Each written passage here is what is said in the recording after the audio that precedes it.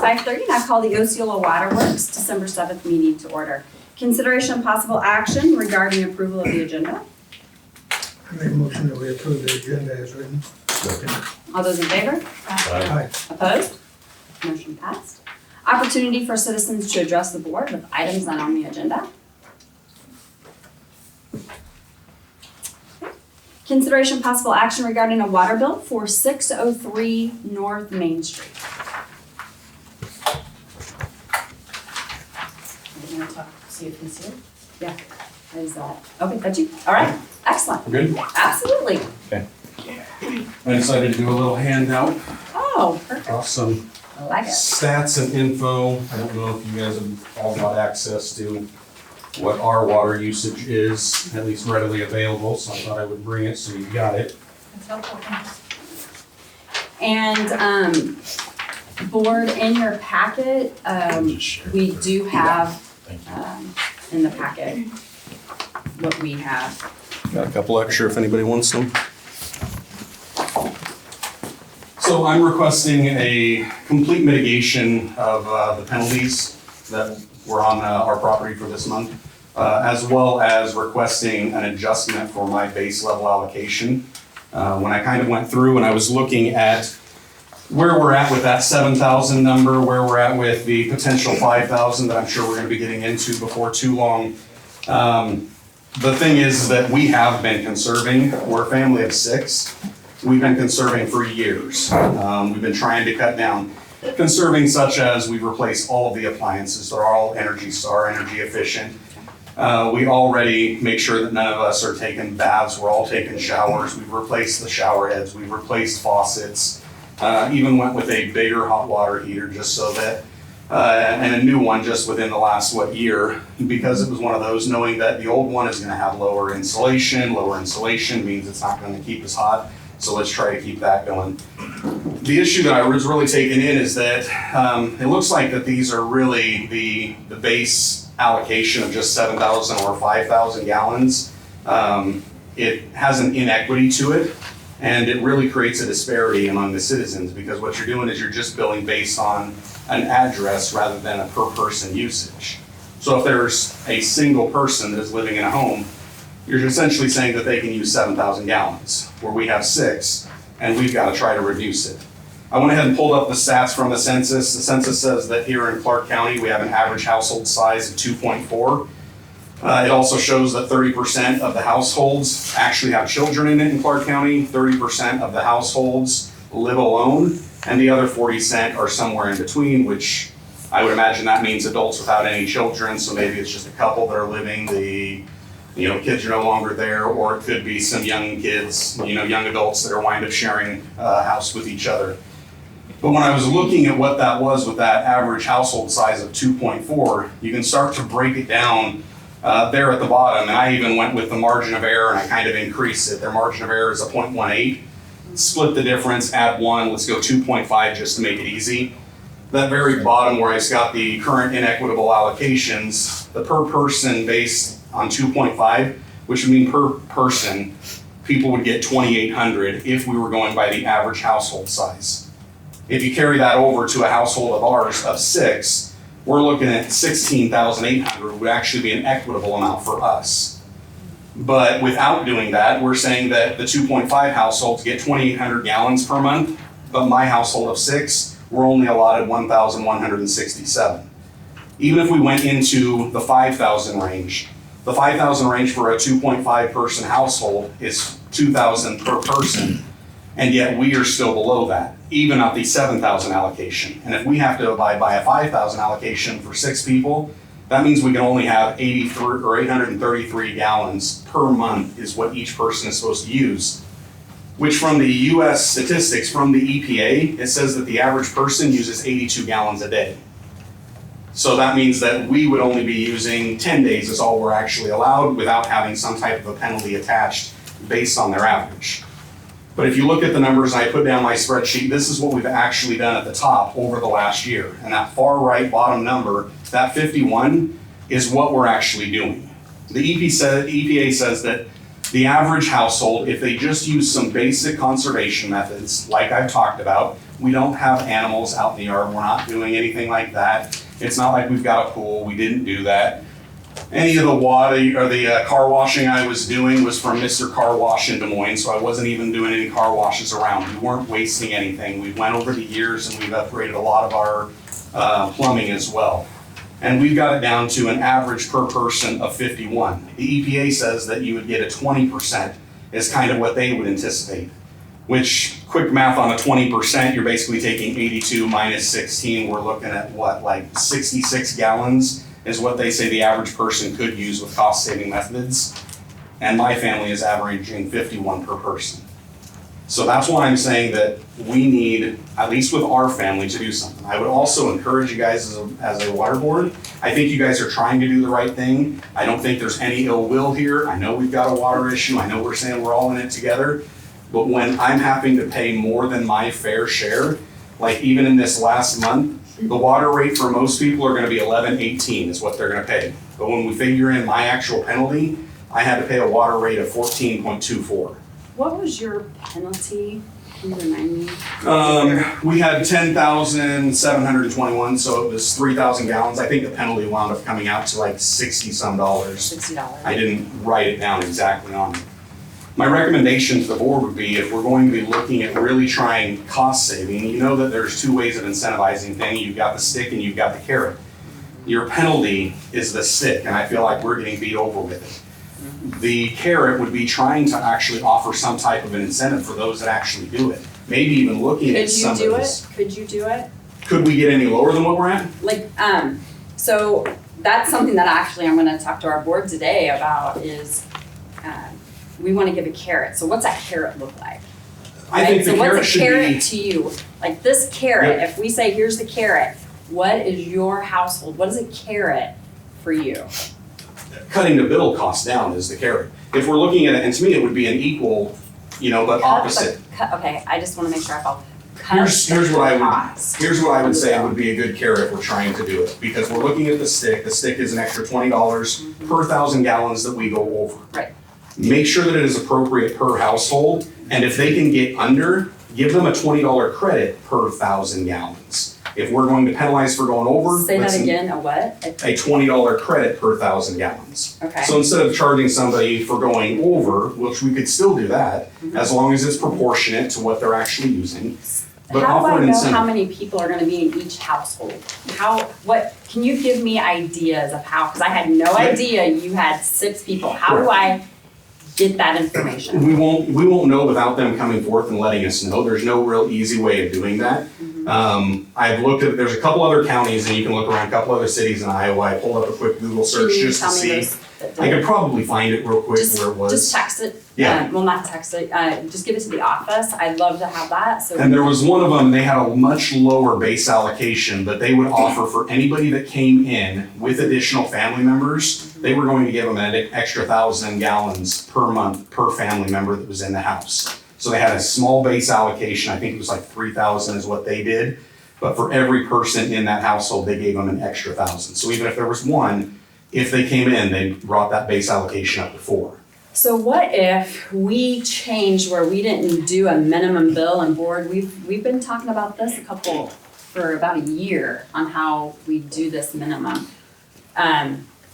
What if you were just billed with what you used versus this? Cause I Yeah. am very passionate with you on I'm just a family of 2, we don't even come close to that. Correct, and I know a Right. lot of single, Right. especially the senior citizens, the retirees. Exactly. There's one I was talking to just the other day, and his bill was $1,500, and yet he still happened to pay for $2,000. Right, so would that be something that you see as a carrot, that you're just Oh, being absolutely. charged for what your usage is? I think anything, we're all pinching pennies everywhere we can. Absolutely. We know that the economy has kind of Right. went in the tank, and everybody's hurting at their pocketbook. So anything we can do to lower that down is going to help, especially if you're only getting paid. If there's somebody that they're sitting there, and I've heard this too from a lot of people in the community, if I'm gonna get charged $2,000, I'm gonna use my $2,000. Yep. And there are even people with this base allocation of $7,000, they're like, well, hey, come over and use our toilet and we can use it there. So there's the option that we could definitely do that to try to incentivize people. You're only going to pay for what you use. And that would be the fairest way of doing it, as long as it was a same straight fee across the board, whatever that water rate would be. If we're in a conservation, we need to try to incentivize it and get Let's lower. talk conservation now. 'Cause If we need the conservation methods, I'm all for, okay, let's try to put that in. But if we're going to put that in, again, it needs to be fair. I would say you do something as simple as let the public know, let everybody know, send out a letter with them and say, hey, we're redoing the way we're doing this. Here's the base allocation, and that is good for 2 people, 3 people, whatever you decide it to be. Maybe it's only 1 person. If you have more than that living in your house, come let us know. How you would do that and how you would verify it, that's up to you guys. I mean, you can do it a variety of different ways, but there's a lot of the places that they just say, just self-certify, just come in and let us know. There are going to be the bad actors that are gonna try to take advantage of it, but the vast majority of people are not. They're just trying to look to do what's right and their fair share, and that's all they wanna do. I do have a couple questions, and thank you so much for this. I'm a statistician as well, so this speaks to my heart. Facts and figures, easy to do. Facts and figures. Everything that you're saying, I agree with. A lot of this, I go to these sites myself.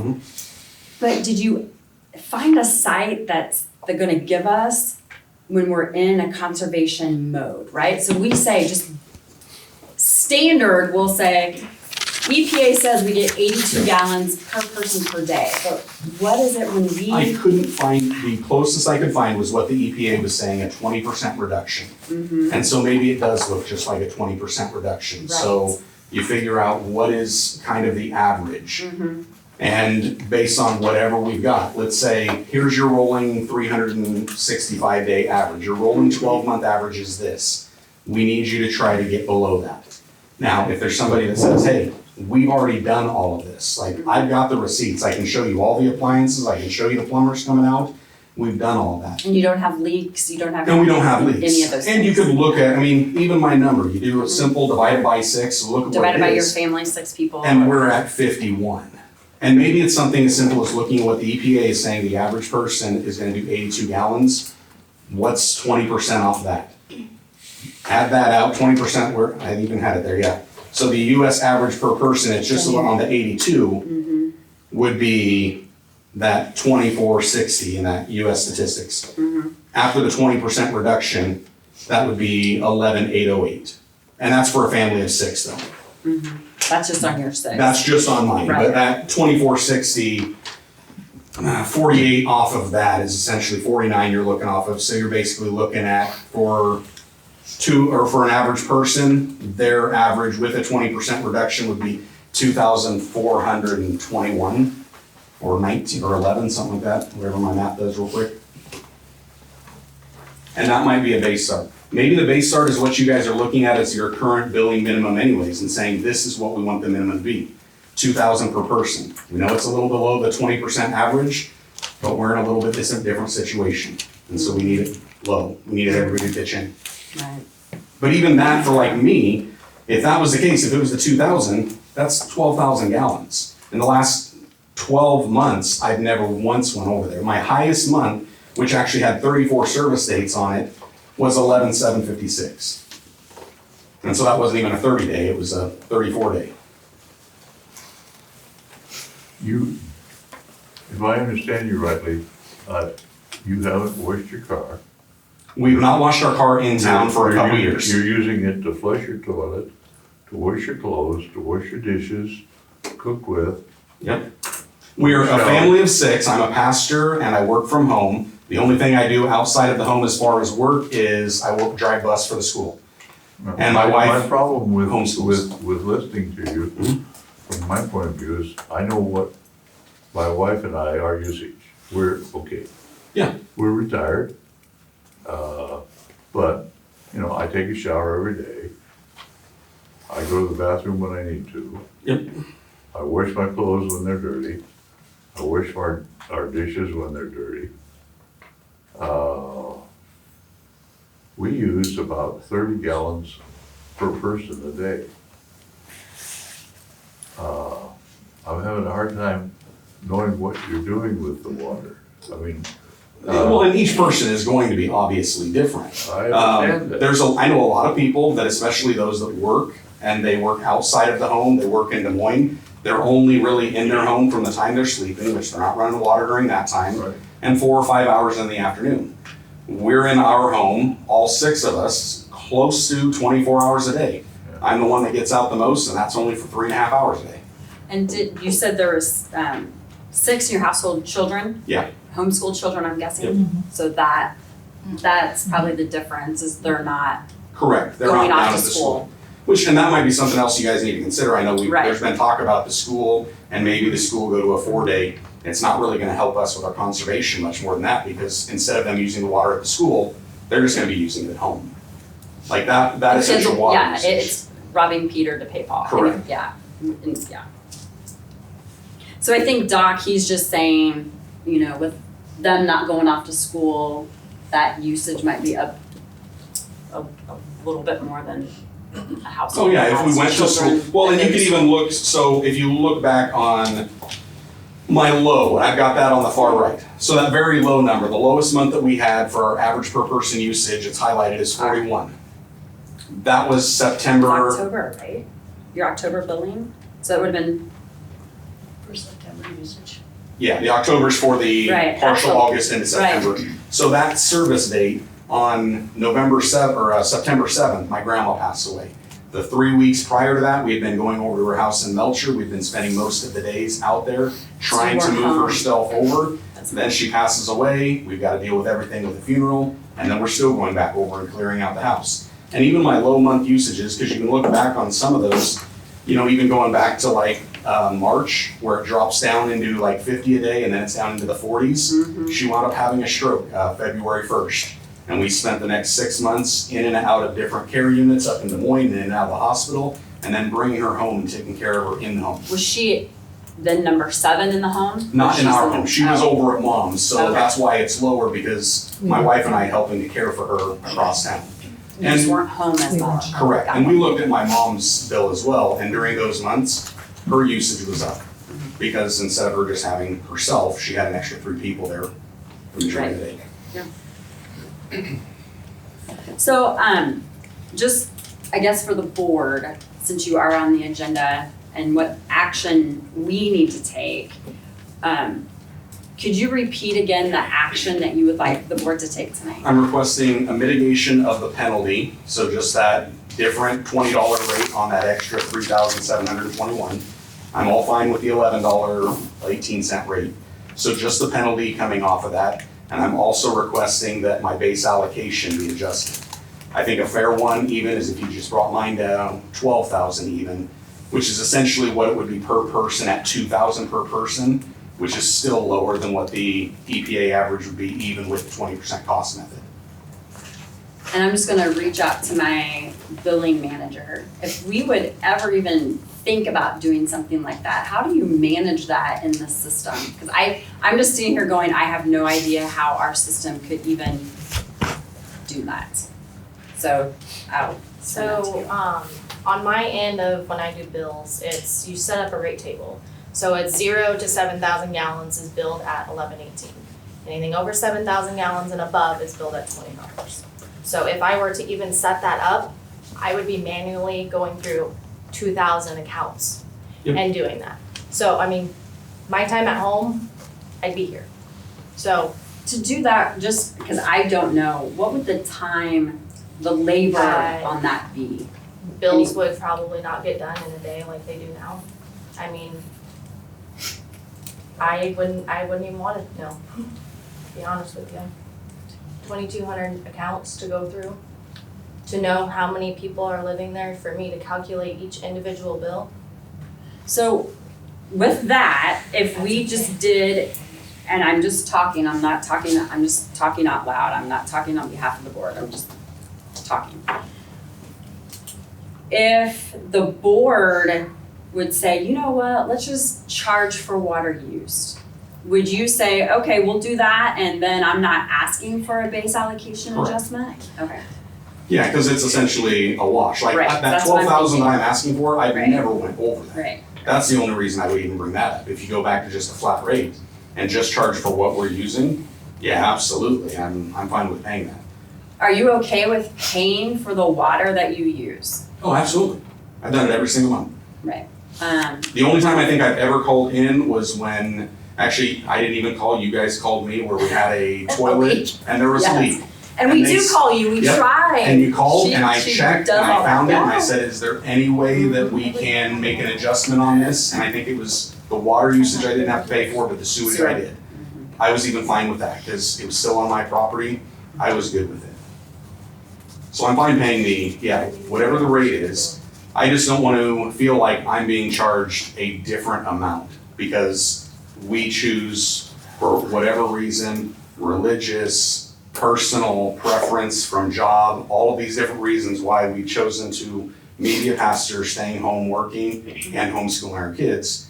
I don't want to feel like I'm being penalized and No, having to pay a higher I rate. work from home, so, yeah, I totally get it, I'm home all the time. So, yeah, Yeah. paying a rate, flat across the board, fair for everybody, I'm all for it. And I do think that only charging what we use is going to incentivize a lot of people to cut even lower. Like, as the rates have went up, that's what we've done, and I can show it over the last X amount of years that we have cut a lot, and we've tried to conserve as much as we can. Mhm. Well, I just think have- that, oh, go ahead, Larry, I'm sorry. We just have to remember one bottom line thing. We're gonna wake up some morning, there's not gonna be any water in the faucet. That's what you're gonna have to remember. So all of us will be paying zero because there won't be anything. Right.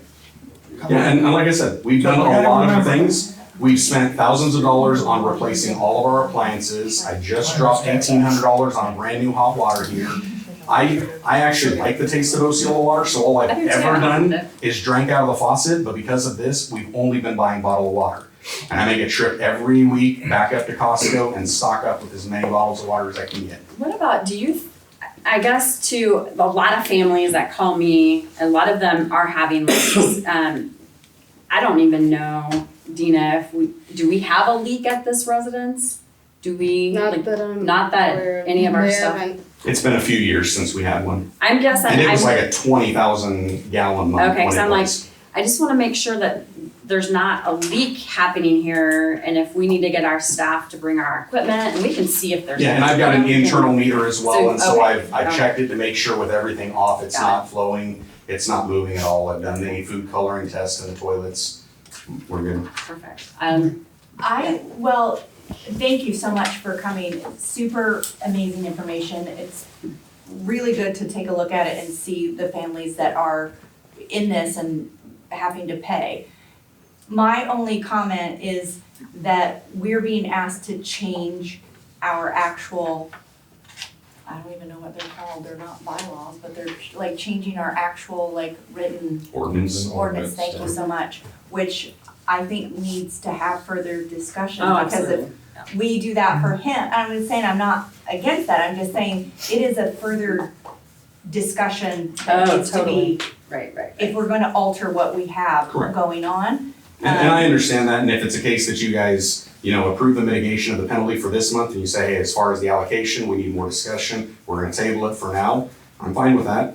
If it doesn't get adjusted, I'll be back here next month doing the same thing, Yeah, and every month I'll keep coming in. right, So I'll throw this out there, because we do need to talk about I agree. this whole, if we do the base allocation, because we've talked about this in other meetings before. Hey, how do we do this? As far as mitigating penalties, what is the board's thought if Well, that penalty That would be is mitigated altering, today? well, that's altering our ordinance that we have in effect right The now. Correct. ordinance says that I could come in and request a hearing for a Correct. partial or complete mitigation of the Right, penalty. right. Correct. So it says that would be that, alternating. and at one point, and this was not during a water conservation, so my biggest concern, and I'm just gonna be completely honest with you, my biggest concern is, like Larry said, and if you stay throughout the meeting today, we'll get into the rest of the meeting where we talk about when we anticipate zero water out there. I mean, we're talking truth right now, right? So it could be a year and a half, there's zero water. So if myself or the board says, okay, you know what, we will mitigate that for you. Yeah, we'll just take that penalty off. And to me, that's telling people that you don't have to conserve, just go to the board, they'll just take the penalty away, business as usual. And that's not the case, because I think for me, I'm very scared that we will run out of water. And I want people to conserve water. So then how do we Well, without How having we a do- clear-cut, fair guideline, when you've got the option for mitigation, that's where you're gonna have these individual hearings, you're gonna have to come in. So what you guys have gotta do is you've gotta look at the information I presented, Right. look at the fact that the US average is 82, that our average is 51 per person, and the fact that I'm telling you, if you want the receipts, I can bring in the receipts of the stuff that we've done. You don't have to. So I've made my case of, I have been conserving, we can't conserve anymore. We've got it down as low as we can because of all of our circumstances, being in the home 24 hours a day. And outside of, and I guess board, outside of a conservation, we've allowed a household to have a penalty waived once. But I guess that's what I'm saying, I'm like, okay, tonight, okay, maybe the board, we do waive that. But then we still have to, next meeting, then that'll go on the agenda for us to talk about base allocation, right? So here we are, that's another month of you And at I'll be back the, with an and you're gonna be adjustment. back with another adjustment, and we're gonna say, sorry, Josh, we just did this last month and we waived that. So, And the problem is, once we start doing it, people's paying penalties, I don't know how many there are. More people are gonna be coming in, Yes, so we're gonna spend 8 hours a meeting doing, which might be a beneficial thing to, and call a special meeting, do it in 2 weeks, so you don't have to wait for the next billing cycle. Do a special meeting, Yeah. get it discussed, get a solution made, so you don't have to spend hours at each meeting for us coming in. Any other questions? board, what do you have for Josh? I think we need to study this whole issue more. I don't think we can make any decision about this guy's bill at this point, because I have a lot of questions I'd like to ask right now. Is it, how much is the average household used? The 7,000 was because I think that was towards the high end of our, There were 78 that got penalized this month. there were 78 out of the 2,200. Yes. Now, is the 2,200 residentials, or is that, 2,200 is all of all of our accounts. And Residential counts, households. Yeah, and we have businesses, we have car washes, we have an industrial plant. So are you asking how many of that, of the 78, those were all residential, is that correct? Residential only. yeah, that's all, correct. yeah. So if you're gonna discuss the business aspect, are you asking how many businesses got, I just find it awfully hard for me to assimilate the idea that you use 51 gallons per person per day. You find that hard to believe when the national average is 82 gallons per person per day? Well, I don't think that I use a lot less than you do, I'm sure you do, yeah. and I'm trying to figure out why. And I'm trying to figure out what you can do to help the rest of us get through this period of time when we don't have enough water to last us but perhaps 150 days.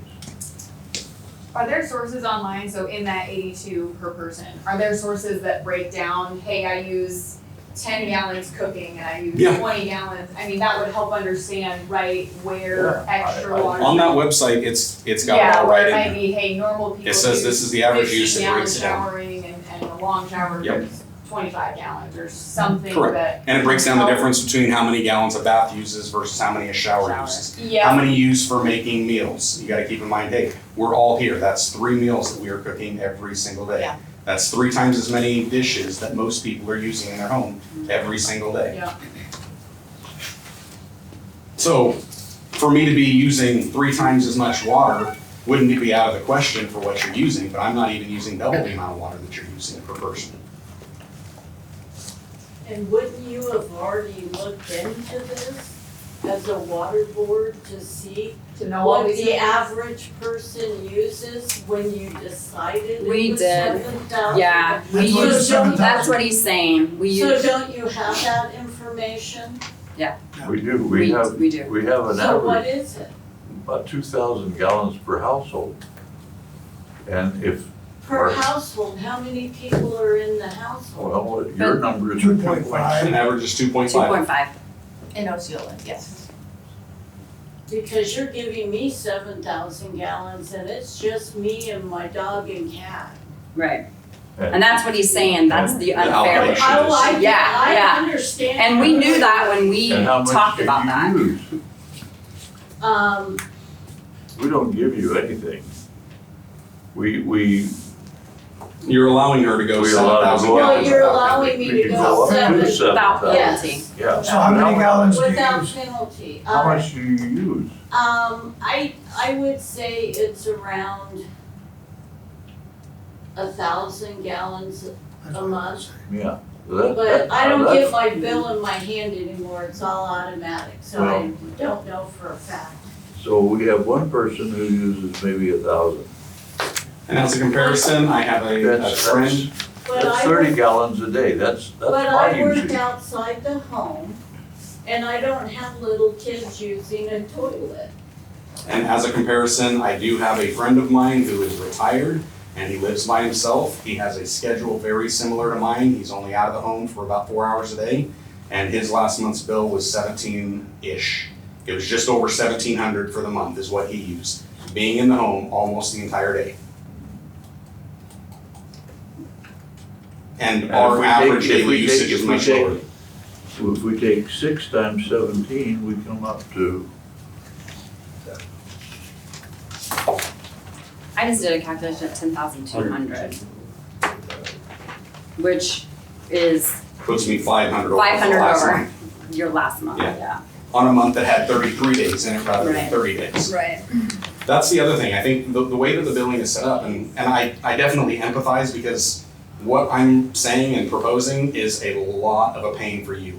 And I get that because being a pastor of a small church, I do all of it. The bookwork, all of the financials, running Excel, I used to do transportation director, doing all the spreadsheets on that, trying to figure things out for individuals is a giant pain, and I But I definitely think get that. with that, that's where, I couldn't have her just doing that, where If it we'd was say, just a flat. this, yes, there's no way we could keep all that straight. And then getting people to say, oh, I have 4 people in my house, 6 people. We have many people in this town that have multi-generational homes. And that was high on our discussion when we talked about this.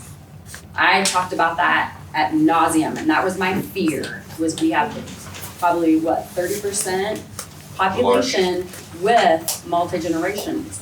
That's similar to this, but, And the hard part for larger families, we all want Osceola to grow. right, But it's like, hey, I've actually contributed in helping the growth. If Right. the average is 2.5, I just put 6, I increased the average by 3.5. But now I feel like I'm being penalized for that. right. Okay. I think that gentleman had a question. Oh, yeah, So, Yeah. sorry, just to go along with what you're saying, what she said, essentially, what I'm hearing here is the average you guys gave to individual homes doesn't take into account the number of people within the home, which is, I mean, because we no, don't it's know not what they fair. We don't know what are. that We is. don't know what it Yeah. is. And you We have no like idea. you said, you're not going to unless you do it. Now, going past that, when you guys mentioned the businesses and the commercial accounts, when it gets to that point where you are looking at those, how complicated is We're this? already looking That's at what I'm saying, how complicated does that get when my dad's commercial account is literally 32 residencies? How are you gonna make that fair, make that right? Right. I mean, That's why we need you guys here at these meetings to help us with those conversations. And that's, and he's right, it's not gonna be easy, I mean, No. you guys know what the problem is, and it's not like we're here to say, And I think that's where we don't it, agree with it, it's obvious, we've all went out there, we know it's Right. slow. right, I mean, it's an issue, but it needs to be something established to where it's fair across the board for his family, 6, her home of 1, and a couple pets, and my dad's 32 commercial residencies that all have anywhere from 1 person living in them to like a family that's multi-generational. I mean, and are you the, mobile home park? he's getting mobile home park, yeah. Yes. And like I said, my dad's invested hundreds of thousands of dollars between equipment, Right. diesel, Yep. everything to put individual water meters under, so everybody realizes what they're doing. So we catch these. to help with this issue. Right. And it's not fair to be penalizing that entire commercial account because there's 19 people on one meter. Well, one of those homes may be using way too much, but everybody else is gonna end up paying. So I love how you say that, and then I'll kind of spin on to that. So in my household, to conserve water, we kind of do the if you pee, you don't flush. I got yelled at by a teenage girl this morning because both toilets in the house were yellow. Yes, if we have yellow toilets, and I hate that, but that's what I'm doing in my household to It's conserve, yellow, right? yellow, brown, flush it out. Yes. Yeah, so, and then my showers, I like to RV. So in my showers, when I shower, I don't take anything over 3 minutes. That includes shaving my legs. But I lather, turn the water off. Yep. Turn the water back on. I mean, it's a hassle. I'm doing more functions than I want, and I really like to just stand under my shower and just relax. I'm not, But right? it's So whatever methods you can do to help. yeah, it's conserve. just like, those are just the Right. things that I'm doing, and that we're trying to educate the community that, you know, we're gonna have to feel uncomfortable a little bit. Our toilets are gonna be yellow stuff in it. That's where we're at, right? It's what I like to say, changing our habits, which can feel icky sometimes, right? Well, and you gotta keep in mind, I said I've been Right. conserving for years. Exactly. Because when it's a family of 6, we've got one income and we're homeschooling, Right, the income is very low. right, I get it, So when I get the it. bill keeps going up, year after year after year, we're doing everything we can to cut it down as much as we can. And it gets to a point where it's like, we can't, now we're just gonna have to Right. pay it. And I love this, and I love that you're here, and I love that the house is having these conversations, because we need that feedback, because I've been on the board for 12 years and it's never been this full. So we make decisions based on, hey, we're thinking of these groups of people, but you guys have never come here, so we can get that feedback and digest it. Right. But what I'd like to do, kind of what you're saying, Sarah, is we need to have a working session. So I'm thinking, team, if we can come back in 2 weeks, so we're not waiting for the next month, and put that base allocation on a special meeting. I have a question. What's Yeah. stopping you from just sending the next bill out with an extra letter saying, hey, please report the amount of people in your home? That's a KISS method of figuring out what that number But is. if I just do a base allocation, that's non-pertinent, I don't need to. But in the future, it may help you if you do end up Totally, deciding I on get something it. different, I mean, which- I mean, you're not gonna see Good. anybody argue that you shouldn't do something about it. Or why don't you do like you're doing the businesses? Say, here's your average usage for the past year. Reduce it by 3%, such 5%, and yeah. such percentage, and you're golden. My argument to that is, look at us. I was gonna say, Yeah. then you're gonna argue that. We have 32 residencies within those 2 meters. Right. It's impossible for us to control that. We're doing the best we can. My dad's literally checking our own personal meter to invested money into every single lot and checking them to make sure nobody has leaks, especially now. Say, Dina, do they have leak over there at all? Or could we go over and see? if It'd be there's- hard to tell because you'd have to make sure nobody's like Using- using water in the trailer houses and then look at the meter. Would you be willing, and I know you probably wanna talk to us, but would you be willing to set up a time where everyone does not use water for a certain period of time and we come out and do a check? Si le gustaría checar si tienes alguna indicadura, quieren saber si puedes hacer algún tiempo o algún día fecha. Sorry, Josh, that kinda goes out of yours. Apagar. But it's good conversation that we Hacer can que have. todos no usen agua, para checar si está haciendo algo que no es. So I can tell you what, to help you guys out with that is, we have literally a meter at every single lot. We That's personally awesome. invested in Oh, installing a water meter in every single lot, so we can bill everybody appropriately based on their Oh. usage. So if you wanna go to Okay. every single lot and see that, and have the record for that where we bill them, you can see Yeah. the days, Got it. the times we have had leaks, or that we've had a leak, and we only charge people for the rate that's being water. done by the Got it. water they use, so. that they're using. It'd be hard to do that, because there's people that work third shift, Right. that are home all day, there's people that, work normal shifts, and there's kids that may be at home with babysitters or their moms, cause they're younger. I mean, I'm sure we could try to do that, I can't I was promise just it's gonna thinking work. like 20 minutes, like don't use your water for 20 minutes and we'll come run a check. My dad literally says, that, like, he checks it on a regular basis, it's pretty there's easy to no- tell that the only way there would be a leak that he would notice Mhm. is on the mains. Mhm. And anytime we've ever noticed that, we came to you guys. Right. So, if Oh, we would anything know if past it the was a main. major meter and in the large mains, Mhm. we would be able to say, hey, something's not adding up here, which we have had when we've, cut the lines and installed extra valving and put the meters in.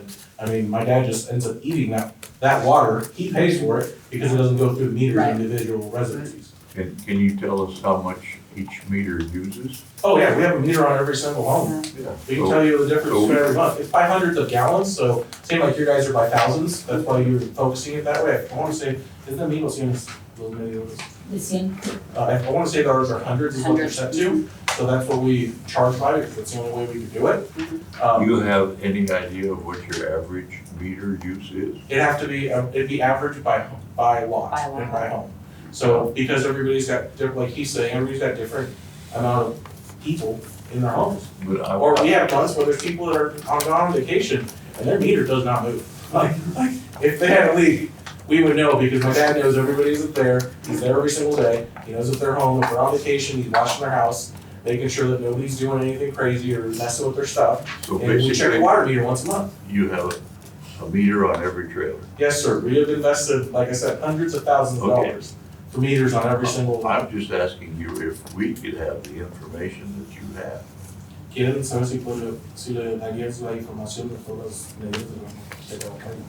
Para que ellos supieran qué hacer. Just to get. I mean, he doesn't baseline. have a problem with that, I mean, it is kind of getting into people's information, but the thing I find funny about this is we actually came to you guys when we wanted to start this project, and you told us you weren't interested in that. You weren't interested in putting meters in at every lot, that was our private location, so it was our problem to deal with. Well, it's a private, it's It a is, private. which I understand, but now it kind of doesn't make sense to come back and say, no. Well, I just don't know why he's asking for the Yeah. information, maybe just This follow up gentleman why. has 6 people that use 10,700 gallons. Oh, yeah, I understand that. You have 32 people, or you have 32 meters. There's probably What several do hundred yours people, usually at run? least. Well, I think, Doc, and I don't wanna speak for you, but what I'm hearing, maybe if there's the household, we don't need, I'm looking at raw data, right? So even if you'd say, okay, you don't even have to say house number, but house A, house B, house A, 10 people, this is what it is. Every Just- meter's serial numbered, so we can provide it that anonymous way. Perfect, so then Serial that's the number, this is privacy. using this usage, right? Like I said, I get what you Yeah. want, and we can I provide think that data, that's we where have it he's- written. We literally send out bills on a monthly basis based on it. Right. So it's not data that we can't provide to you. I mean, my dad said he's comfortable giving it to you. I just find it funny that that's what it's turned into when we tried to get ahead of this. Well, We probably haven't had water issues. Yeah, we're just trying to understand And I understand, multi-generational. like I said, it's one of If those. it would where- rain and fill up the reservoir. We have been having know. water issues in Osceola for 30 years. We've been having I water mean, issues. it's something that it's an ongoing thing, and Yes. my only thought is if, Doc Kimball, if you're getting hooked up on my saying I've got 52 or 51 gallons per person that we're using when you're at 30, I'm saying if you want statistics, go look at the EPA. That's what they do, and they're the ones that came up with that 82 number. This isn't something that I pulled out of thin I air. mean, and also you're a conservative older gentleman, that your usage is low. He's got half, Six over in the half, family. 2/3 of this household that are children. They're not conservatively minded. They're not gonna jump in and out of the shower with a bucket. They're used to me yelling at them after about 5-10 minutes. It's different. Hurry up, It's- get out. They're different ages. I mean, we all know children use more water. They brush their teeth, they leave the water faucet on, and they play with it a couple seconds. I mean, we know that because we see that every day, every month when we look at those meters. So just like these folks here go out and check the meters, we do the same thing once a month. And we see where there's households that have children. I'm That's just why I trying to use- find some information because We're just looking for data, multi-generational, because we just Well, don't we're- know. we we're can gonna provide run that. out, we're gonna run out of water and everybody's gonna look at us like, why the heck didn't you guys plan for this? And I didn't come on this board thinking that we're gonna have a drought. But we've got a drought. No, I understand that. It's a problem. It is And when what we it run out of is. We're in water- it. But what he's saying and kind of what we're saying is there should be a fair view across the board. This is, where you guys have it set now, it's kind of skewed. I would just charge everybody for per gallon usage is what I would. That's at base allocation, and Doc, in 2 weeks, let's pull back together. Let's have a session where we're just talking about base allocation. hopefully you can come to that if you work at home, maybe you can come into that and you could be a part of that as Can well. we switch this in right before Christmas? But we have to talk about that. And I know it's not an easy decision, and like, just like he said, he kind of summed it up really well, really great data, No. basic information. It's not an easy decision, but And it's if you gotta be could fair get across us the board. just, what we need as a board, just to help us, is these multi-generational homes. So if you could get us, these are 8 people, 10 people, then we can take the average and just knowing, larger homes. It would be our averages and our data, not the EPA data. Yeah, You it's guys just know so how we many know. gallons But we you're gonna go have to do that, I through mean, our residents commercial, only in a month? our commercial account will be completely different than the standard residential accounts that are gonna matter a little bit more. I mean, I just brought that up because like he's trying to say, we gotta make something make sense and be fair across the Absolutely. board. Absolutely. Doing it for the residential side, for us, it doesn't make sense because we're commercial. And we have however many residential within that. You're under, commercial? I believe so. We have 2 large meters. And actually, while you're here, can you leave a contact number? Because we tried to reach out and didn't have the Yeah, correct. I can give you my personal cell phone number. A lot of the time, I mean, obviously you guys understand, my dad is first generation immigrant. I'm first generation born here. So sometimes his understanding of speaking English is a little bit more difficult than mine. I could do it for my think entire life. Per person. He's only been doing it for the last 30 years. The little amount, Yes. percentage for the month, for all your residences, and divide it by the 5,500 and, 80 something that we have as residents in Osceola. So 35 million. Was in September. 32.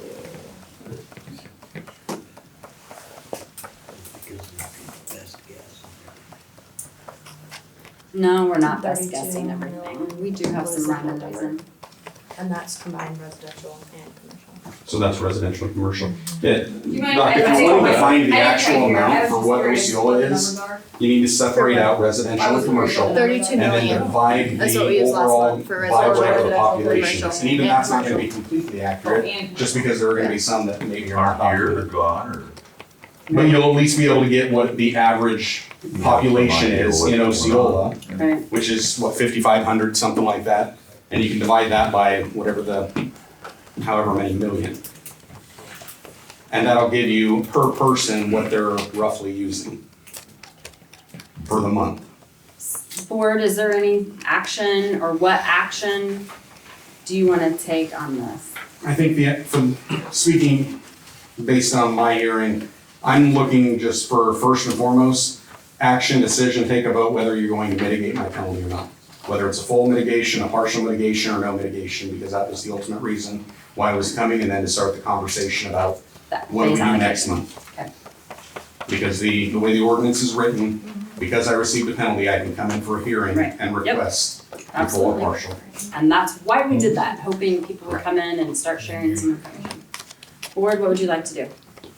I would like to table the whole thing until we have enough information, we can make a decent decision. Well, I think His- though, with him in particular, he has the right to come in and ask for that. As a board, we can waive that, correct, with our, Yeah. within our rules Mhm. for this one time, but Mhm.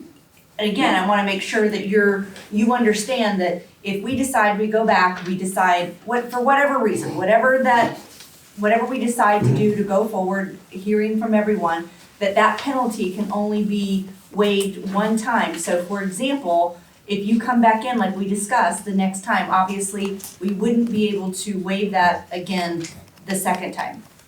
Like I just want, yes, I'll correct. still come in and request I it, got you, just to get you on the record Yeah, behind it. exactly. But- Absolutely. Yes, yes, I It'll got you. absolutely happen. So I think within our,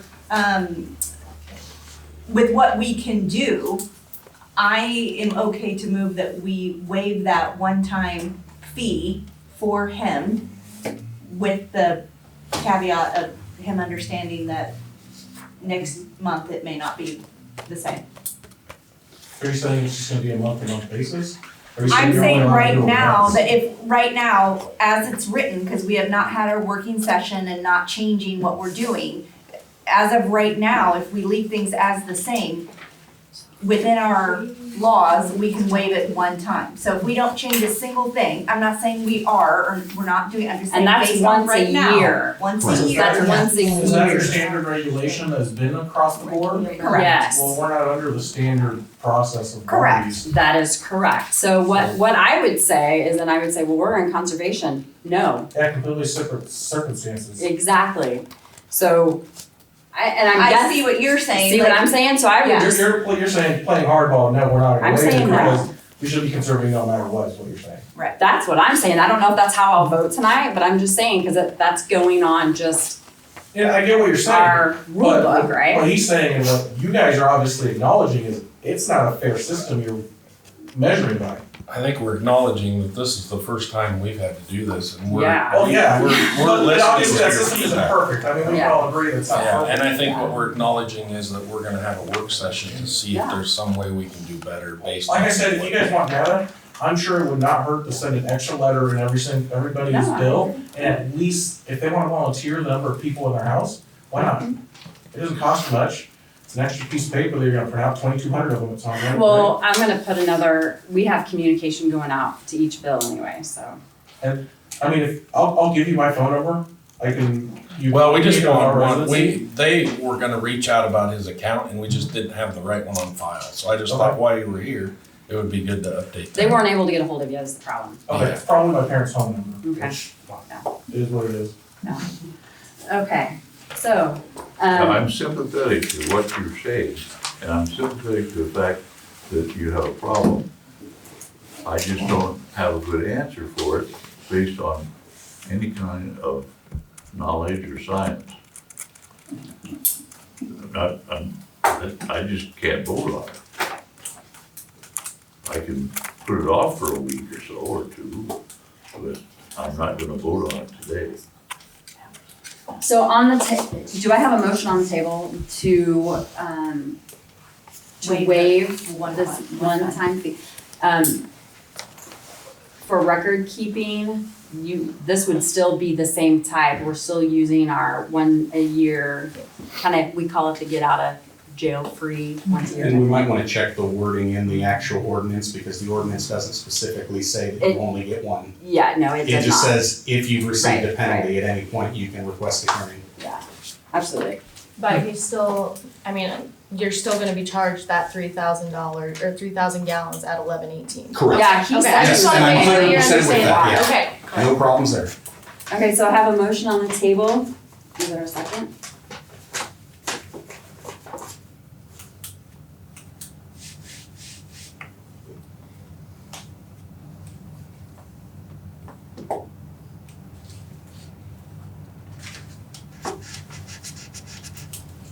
So that means that died, correct? Well, I'm giving about 10 more seconds. Sorry. Your crickets. Okay, I'm sorry, I didn't get a second on that. Watch for in 2 weeks, we'll put a working session out, so just watch for that next meeting. Excellent, thank you again for coming and this paperwork, appreciate it. Okay, possible and consideration for 321 West Cass. Did you get it? 329. 329? I'm sorry, 329. All right, come on up. Well, I'm not nearly as organized as he was. My bigger concern right now is the fact that we were called and informed to check for a leak because it doubled our usage, which we did end up finding a leak in a obscure toilet that we don't use very often. It has since been completely shut down, so it isn't even being used. That whole section of the house is in the process of a remodel anyway. So, we're not at a loss there. The average use that we've gone through is about 4,700 gallons, is that how I do that? Right. Which works out to 42 gallons per person per day, or 168 gallons a day. which if you break that to a 30-day month is just over 5,000. So that 47 that I said was probably about average. I don't have a problem paying a penalty, I have a problem being able to pay it in full. We're in a very tight budget, we do have 4, sometimes 5 people in our household also. Depends on when the teenagers and college kids are home or not. I guess listening to some of these conversations, one of the things I might like to see is if we think there's a leak, can we do it sooner in a shorter period of time so that we can then get on top of it faster and stop the overuse? You know, I'll shut let it down. them talk to you on that. We typically, for billing purposes, we do 30 days. And when the customer is notified of a leak, it is the same day that we conduct reads. Okay. So you were notified, I think it was the 20th or the 21st, Yeah, morning I of, think the yeah. 21st, what I have. So, I mean, we did reads on the 20th, and when they got back at 3 o'clock, I imported it into the system, which generated then overusage. So that's when we conduct calls to let them know that, hey, you used this many gallons. So, I mean, that's kind of given a window of a day to get in there and before the next billing cycle starts to figure out the daily leak. The minute that they read, she pulls reports, and then that's when we identify then, oh, possible leaks, and that's when she starts calling people. We just don't have cellular. I think your question is if we are able to pull the system like daily. Is that kind of what you're talking Well, maybe about? not daily, but More than once a month. Right. yeah, like Yeah. is there a warning system on Currently, we the don't have that. meters or anything? Is that something that's a possibility? I think that's So what that- we're working We towards want as to, we yes. update and change out though. Okay, so something like that is in the It's process. on our docket, yes, we want cellular. It's a cheap insurance is the way. It's cheap we work it. insurance, we know immediately, and we could say, okay, Laura, yesterday you deviated, 7,000 gallons, you got a problem, and we would call you, cellular ones, but we don't have that right now. Well, we can, How- we're just updating as As they go. transition. How do the meters get read? Because I don't think anybody's ever came into my house and looked at my meters. No, It's they don't. got all those. Yeah. We drive around the truck. They drive around. Oh, It so, picks it so you just drive up and down Yeah. the street and Yep. get a So then reading? radio frequency then? is what you're Yes. saying? Yeah. Yes. Yeah, and I think, our long-term goal is to have the data collection come to the office. I mean, Yeah. that would be the, I'd be able to see it on my computer, and every morning it would pull up and say leak's been detected at so-and-so's address. And then I would be able to call the customer and say, hey, you used 200 gallons more yesterday than today or whatever, and then you guys would get on top of it, so. Seems like that might be an opportunity to hurry and make some big conservation efforts. As many leaks as we've got going on, the faster we can do that, the less water's gonna get wasted out there. It's called money. Yeah, I love it. lots and lots of it. Not It's called investment. Yeah. Oh, totally. Well, Yeah. and money Well, it's called an versus turn on my increase. faucet and there's no more water because we ran Right. out. Yeah, and then we know that would be a rate increase, and we've tried to not do those because we know the sewer had a huge one, so, I guess for that, will definitely rate increase would need to be something to discuss for those types of things to purchase Could those. be another surcharge on your water bill. But yeah, yes, we've talked about that. Okay. Okay, so what I'm understanding is, Laura, you're asking for a payment plan, and yes, we do those. So you tell us what you would wanna pay a month, and we'll set it up. I think we need to also reach out and confirm with others that the leak, which I know you fixed something. We will but make just- sure, Just confirm that that's. yes. The You use. wanna make I sure have that's- personally confirmed that the meter is not moving when no water's on in the house. Okay. Okay, so it is fixed. Yes. And if you don't wanna, speak tonight on what it is, I'd rather you just privately tomorrow call her and we will get that set up for you. Can do that. So we just did. Can I get a motion on that? Just, does anybody want a motion I on make a that? motion that you can set up a billing cycle to meet your budget. Second. All those in favor? Aye. Opposed? Motion passed. Thank you, Laura. Thank you, guys. Thanks, Laura. Okay. Consideration possible action regarding approval of submittal of an SRF planning and design loan application. Yeah, so Brandy with B&K is here.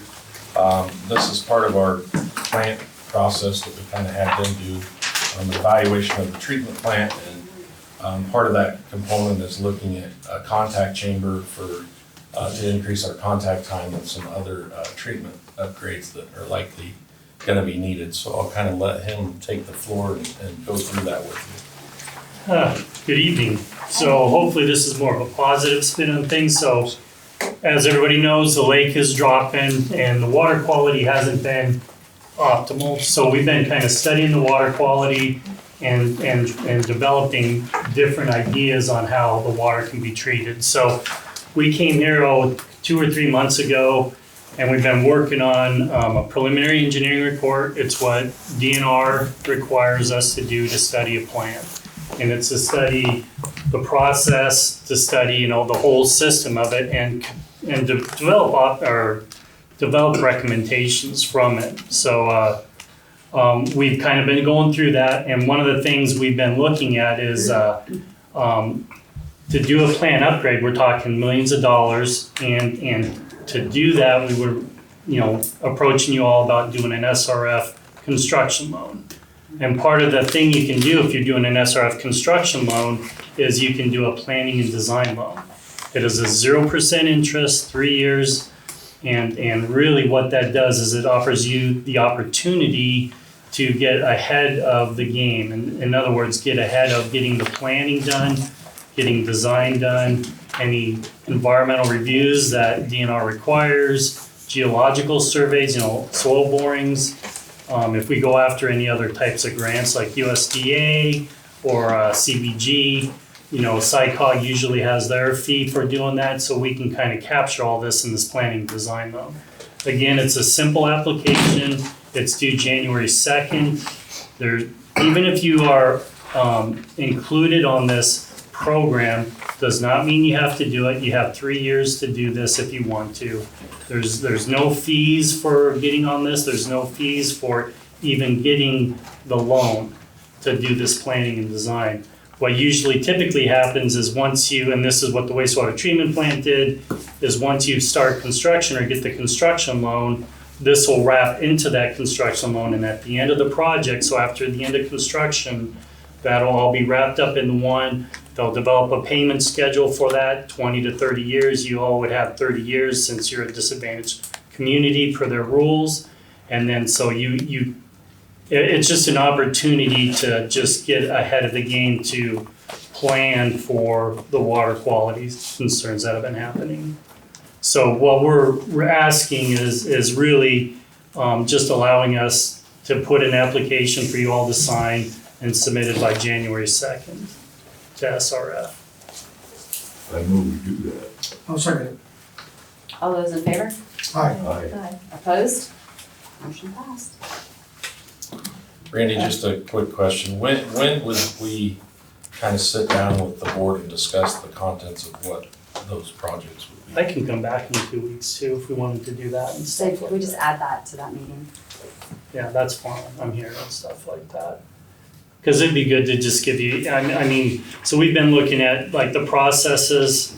I think, Brandon, it's been over 20 plus years since any work has been done out there. I At know least. the roof has had a tough year last year with the hailstorm. So the process system, the old electrical motor control centers are really old and obsolete. You have no, it'd be better to get more controls, so you know when things happen, what happens with the plant. If the plant becomes upset because of chemicals, it's just, there's a lot of different things that with the new technology that would really help be more efficient in the building and stuff. Plus, if we wanted to add that extra tank because of the water quality issues that are happening. It's because you can't, at the bottom of the water, at the bottom of the lake, you can't process some of that water with the current system we have, so. Well, and I think some of that too, I mean, that's beneficial overall because with surface water, our quality's getting tougher and tougher Yep. too, so. Well, we talked about needing one of those tanks anyway. Yes, I mean, yes, yep. Yeah, we have to have that.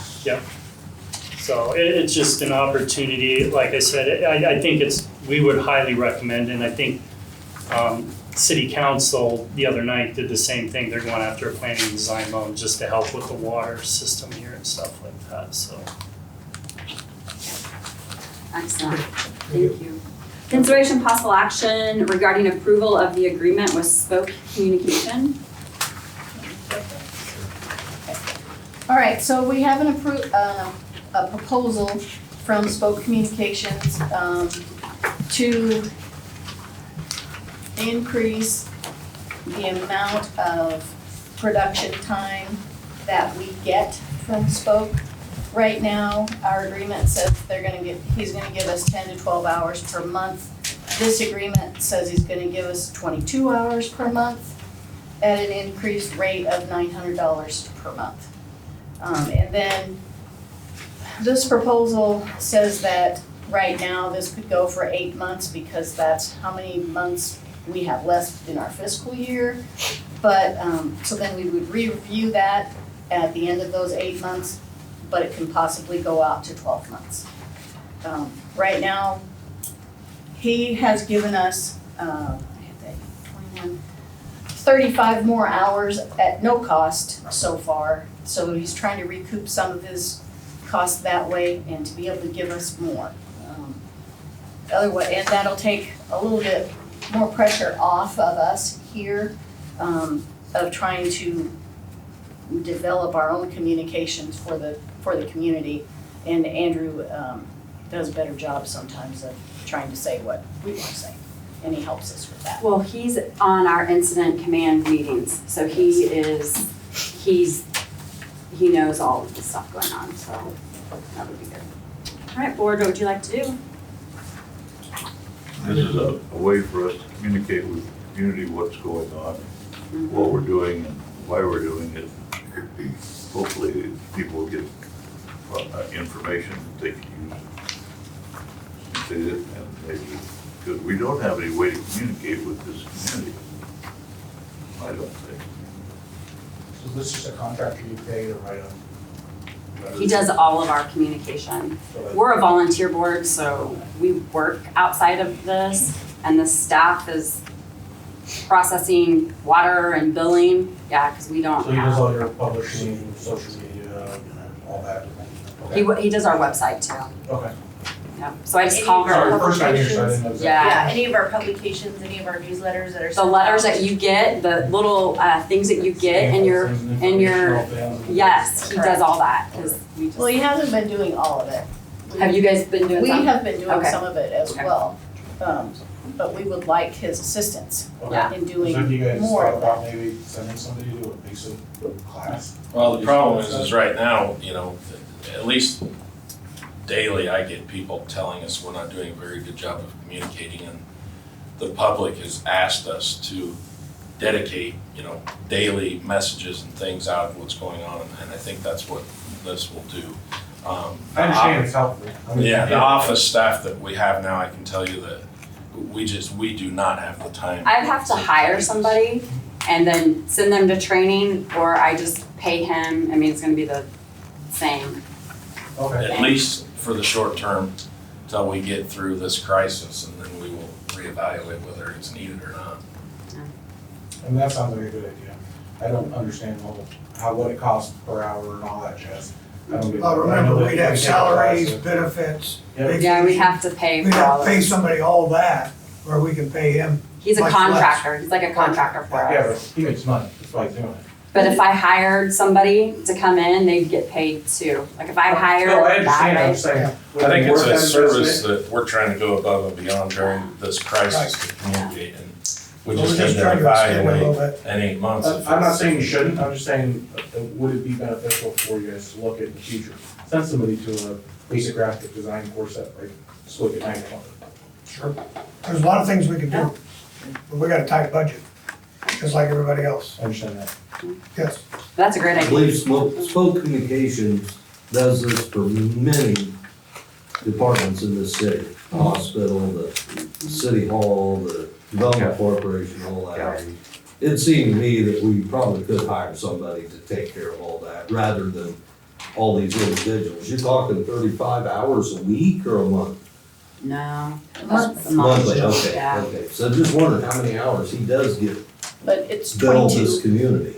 so it's 22 that the contract is asking for. Yeah.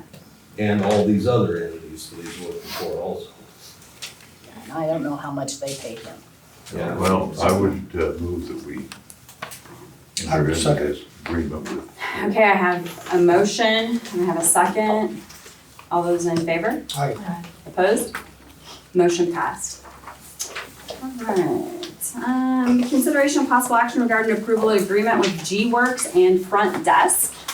Okay, so since the agenda was written up, which was 2 days ago, and I had many questions, gWorks is the company that, or the software that we use for our utility billing, our finances, for everything that is money related. And at this point in time, FrontDesk, and I'm sure all of you know about what FrontDesk is. That is the portal that you can all see your individual information on. That is as long as you've signed up to create your account. And we have really been pushing that people do that, because that is more transparent for you, and that way you can see your individual information, and you can see that whenever you would like to, not just when our business hours are open. At this point in time, we have renewed our license for next year to the tune of $14,000. They are suggesting that we would take all of the software that we have on our desktops and move it to a cloud-based system for another $10,000 for the year. And I asked, Sierra and I put together a list of like 50 questions. We finally got some of the answers today, and right now at this point in time, we are going to not do this. We've already paid the $14,000. They can't tell me when our desktop software is going to be obsolete. She told me today, within the next couple years. So right now, we can't afford that extra $10,000 it's gonna cost us, so we're not gonna go with that. So What this is about something that's- security to the cloud? How do they provide a secure insurance, or will our insurance pick that up if that would ever be hacked, or tell me more about that. That's where I get concerned. Well, they have their insurance policy, but we also have our cyber insurance that Right. we have to fill out and report to EMC, who is our insurance carrier, and we have to describe to them every year when we renew our policy, what our policy is, what their policy is. We have to get that from gWorks and anyone else that we use their software system for. And then we report that to Doug and to EMC, and then we get, and also through the Iowa Utilities board, I can't remember what the acronym is on that, but we report all of that information to them, so we are covered with our insurance. Is that where it's gonna go? It's gonna completely go away from desktop and it's all going to cloud, I'm guessing, right? Someday, yeah. Like but she 2 couldn't years, tell they're already me. telling us if that's what's gonna happen, so we're gonna have to upgrade. We need to put that in the budget for. Yeah, we need to put that in the budget. Okay, We'll make it. so you need no action on this, you're just informing us? No action. Okay, perfect, thank you. Consideration possible action regarding approval of resolution for setting the water rates as per contract for the Southern Iowa Rural Water Association. Okay, so we have a contract with SERWA, and at the end of every fiscal year, we calculate what our true plant production cost of water rate is. Last year was 308, and that's how we determine what SERWA pays us per gallon of water, or per 1,000 gallon of water. After the fiscal year was completed at the end of June, we calculated it to be $3.24. So that is what they will need to pay us per 1,000 gallon going forward until the end of June of 2024. At that point, and also per their contract, They reimburse us for 15.7% of any plant capital items that we have. And so they were given a true-up of all of those things.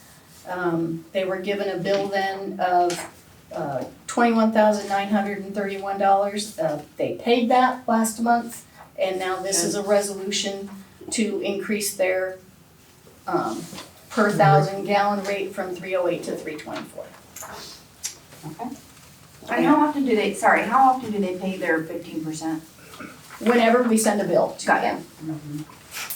So sometimes we may not have a bill that we've paid something at the Sure. plant, but the next month we might have 3 and we can submit them Got ya. as soon as we get them. Perfect. What would the board like to do? We need a motion to raise the rate to 324. I move we do that. This will be resolution. Roll call. Roll call vote. O'Hare, yes. Kimball, yes. Robbins, yes. Bishop, yes. Kell, yes. Motion passed. Alright, consideration and discussion regarding water conservation and customer billing. Okay, so, I've looked at, can I have?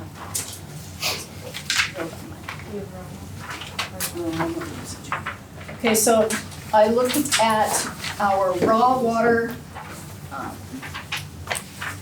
rates that we have done this year from last year, compared July, August, September, and October from 2023 to 2022.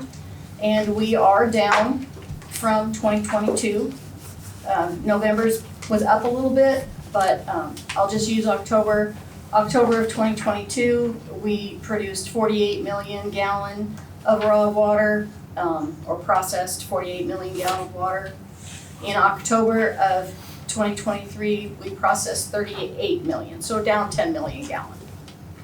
And since July through November, in July of 2022, we were at 52 million gallon. In July of 2023, we're at 39 million gallon.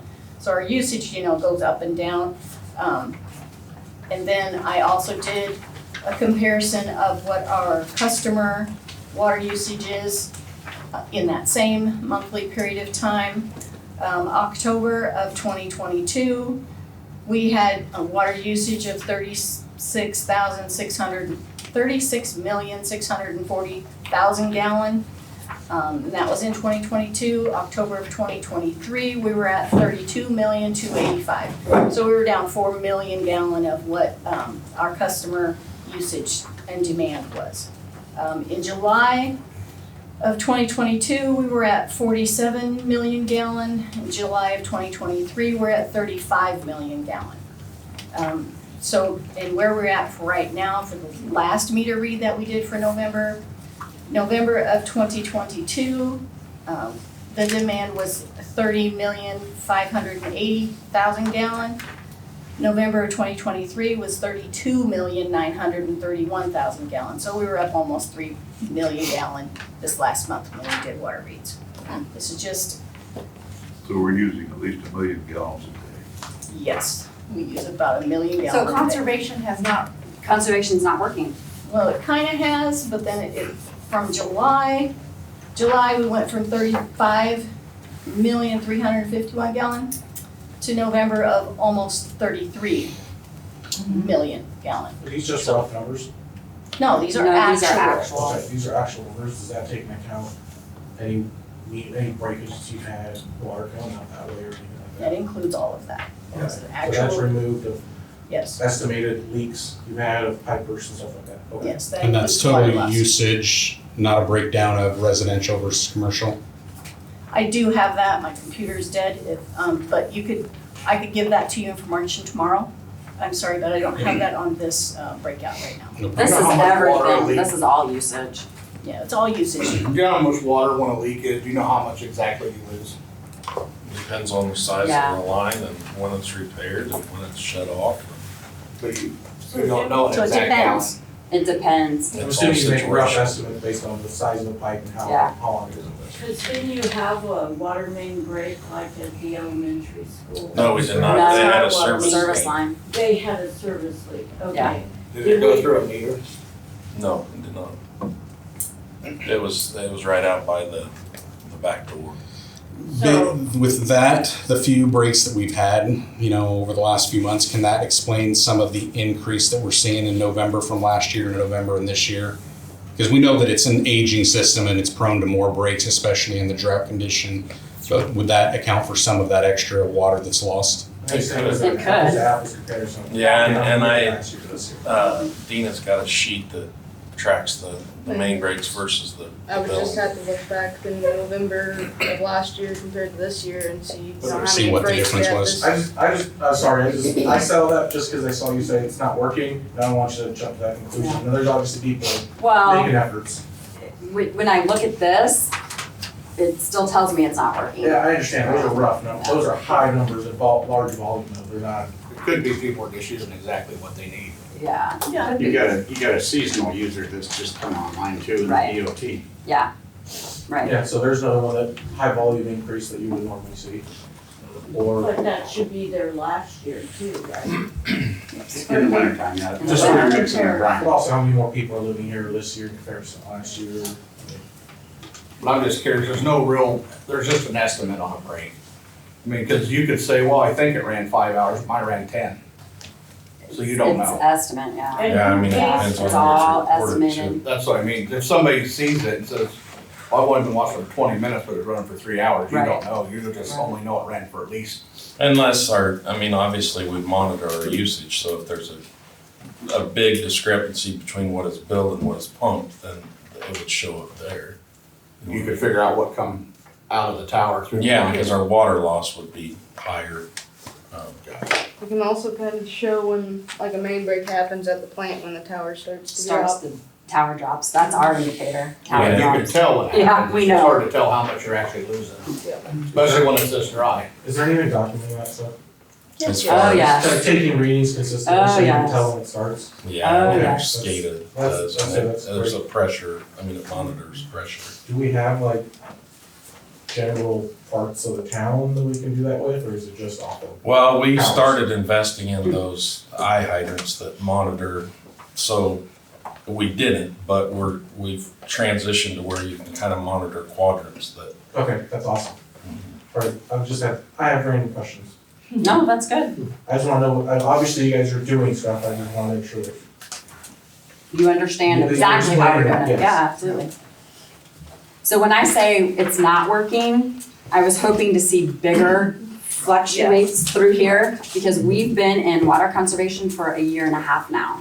And these numbers are not moving in my head the way I would think As quickly as you would like them to Right. work, yeah.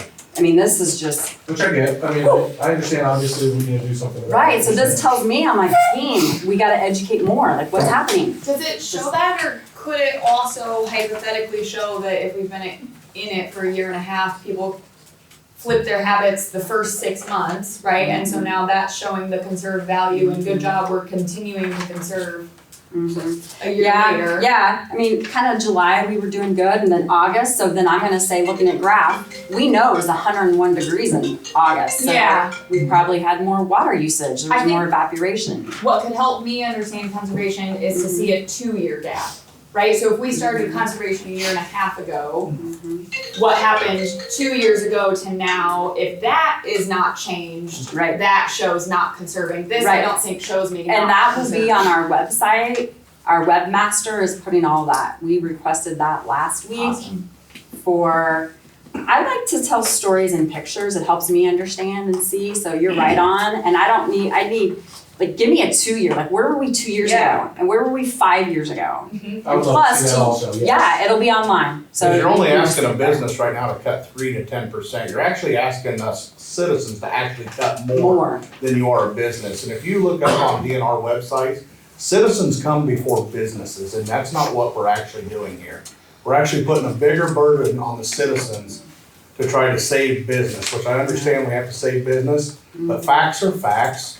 And you're asking me to cut more water from my house than you are Hormel. And now you're putting them before you are the citizens of Osceola. And I thank you for that. I think with citizens, if we can just get everybody aware and on top and just conserving that, we will never, like That's our. why you're not seeing those numbers, man. Right, We're but. cut where we're at. I mean, And I'm not gonna not and maybe bathe, we are. sorry. Oh, no, I'm Not bathing happening. every day. I'm bathing every day too. And I'm gonna wash my clothes, and that's where you're seeing, we're under conservation. People have cut where they've cut. We're buying bottled water. I don't drink much tap water from here. We drink bottled water.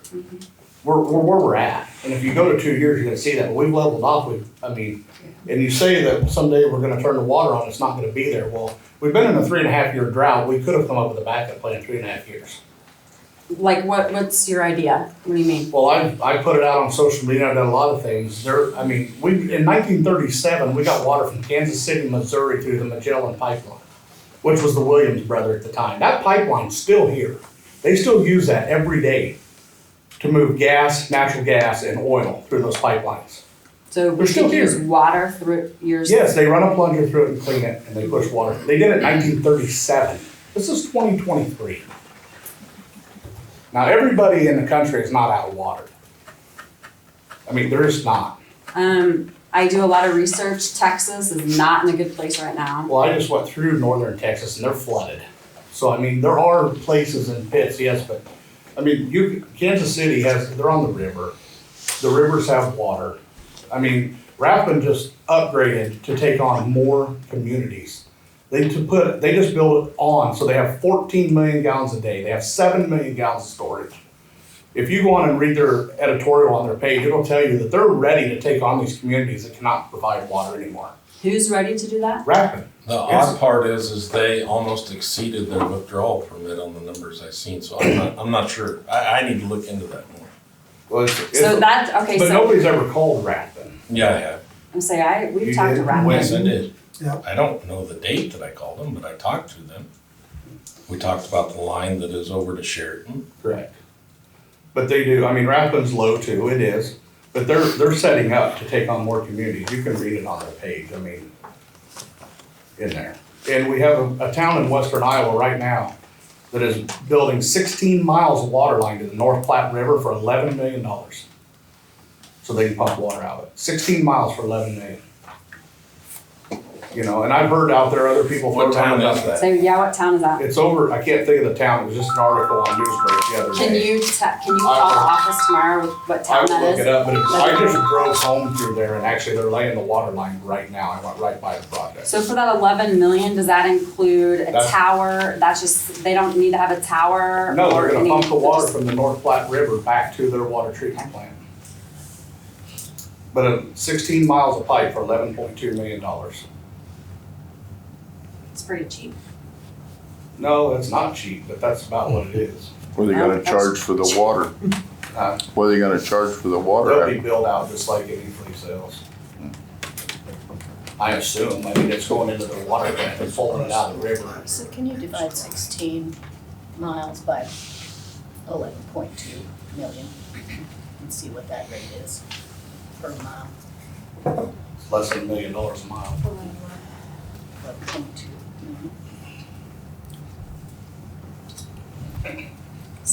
Maybe another thing to consider when we're talking about how the usage looks like it's going up. All the data I've seen, it shows that Osceola is growing. We do have a higher population. Yeah, And so that's something to keep in mind, that it's like, yes, we're up 3 million in November from last year. How many have we had? Move in, yeah, we calculate that. Just so we can get that apples to apples. Yeah. Okay, so apologies for the silly question, I'm really just trying to understand too. So, we're talking tens of millions, right? 30, 40, 50 million gallons per month that the city of Osceola uses. That's all pulled out of Westlake, yes, fair. Do we know, what is the replenish rate or the safe withdrawal rate that Westlake can give? Yeah. So what is the number that that Westlake can give this much, so if we only pulled that much the lake never changes, it doesn't go up, it doesn't go down, it stays the same. What is that number, do we know? Yeah, it's about 800,000 a day. Okay. So we overpool every day, and we have since I've been on the board for 12 years. It has to rain. And we So have that's been like communicating that. 24 million, I think, right, when I took 800,000 times 30 days, 24 million is the safe withdrawal, and we're, whatever we are, tens of, okay, thank you. The problem is, the DNR, there seems to be no direct relation between my permit says I can pump 550 million gallons out of West Lake, but yet the withdrawal, safe withdrawal is 800,000, and that there seems to be no correlation between safe withdrawal and permitted levels at any utility that I've talked to. The state, in my opinion, has really no clue of their raw water inventory. So they just make up a number. Right, And that's exactly how what it it feels seems. like. Well, that 800,000 gallons a day, when was the last, that's been a long time since they gave. Well, it was 900, and it's between 8 and 900,000 a day, but we're When was the closer. last time the state evaluated that though? That's just an engineer estimate that we got. I don't know, the state really hasn't The evaluated. reason that changes over time to do the silt, correct? Probably part of that, and because your safe withdrawal rate has to do with your runoff rate, right? Yeah, And how the lake can recharge and what it holds. And part of it is it's due to rainfall and everything else. I mean, if you're not getting rain, you're not getting. But we know the lake doesn't, when they build it, that's what I'm trying to ask is, when the dam was raised in 1983, it was about 30 foot deep then. Was that safe withdrawal rate set in 1983, or has that been updated, is what I'm asking, because that lake was 30 foot deep, and now I bet you'd struggle to find when it's full 25. I mean, because I've ice fished it everywhere on that lake with a graph, I fished it with a boat. The most I've ever found when that lake is full is about 26.2 feet. So we have 4 foot less water than we did in 1983. I think the last, Mark Dubin did it, but I think it was in 2018 was the last time, I believe. I don't have that. For a safe withdrawal. Yeah. Okay. So that's what I'm saying, are we going off data from 83 when we had 30 No. foot of water, No. but now we only have 26? I don't have the exact date, but it's not that old because Mark updated it. So, and then one more question on top of that, you sort of alluded to it, that obviously is dependent on how much rainfall is refilling. We're in Yeah. a drought, so surely that number is different, right? When drought conditions versus normal rainfall. Do we have a good understanding I don't with have. drought conditions, right? Are we down to like 10 million safe withdrawal when we're not getting rain like we should? So I guess because that's how we're calculating how many days of water we have left, I assume, right? Are we taking Well, that it's safe worth- withdrawal and saying we're pulling this many gallons and there's this many left, and so in X number of days we run out? Yeah, I mean, I'm updating frequently, our daily pumpage numbers in an Excel sheet, and it spits out, the volume per foot, and then it's based off the number of days on the output that you're pulling out. Is there some kind of algorithm that feeds that? Because as the lake goes down, the pool's gonna get smaller, correct? Right. Yeah, there is, it's called an engineer that had more brains than I did at set it up. You know what I'm Yeah. saying? Yeah. It's a bowl, it's not a barrel. Right, yeah. And the more it goes down, the smaller it's gonna get. And that's So Mark's. if you're doing those calculations off of surface water, they're in error. Well, the number of days obviously shrink as you go down, and so Yeah. does the gallons, but. That's what I'm getting at, because when that date was set for 800,000, that lake wasn't silted in, because it is like it was. At least not as much as it is now. And now it's, anybody who drives out there can tell that back there, so that's what I was getting at, is, so are we actually at less days than what you may think because of the shrinking pool? Because we're going off data in 2018, that lake might have been 28 foot when it was full.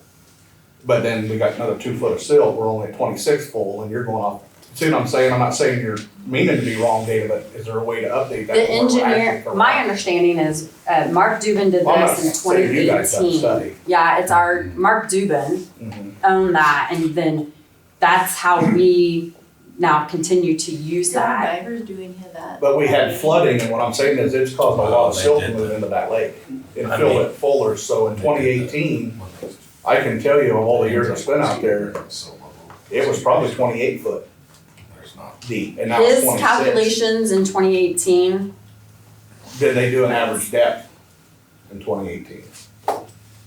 So you would know how much volume of water the lake actually held. Brandon because- can answer that question before I could.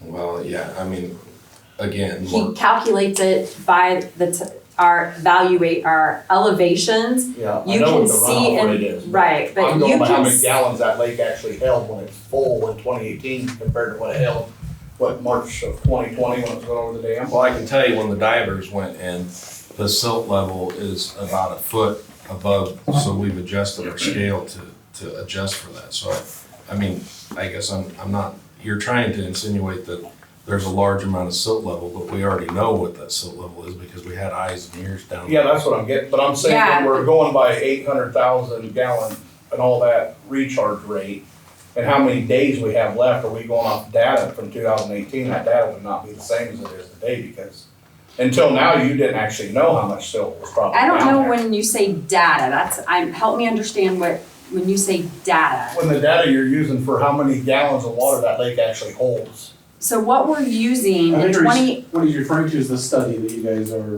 right, it's a That Mark calculation, right, I don't know, can you just hold it up so he can see it? But I think what he's asking though is, the Have you divers updated that accounted for study? that?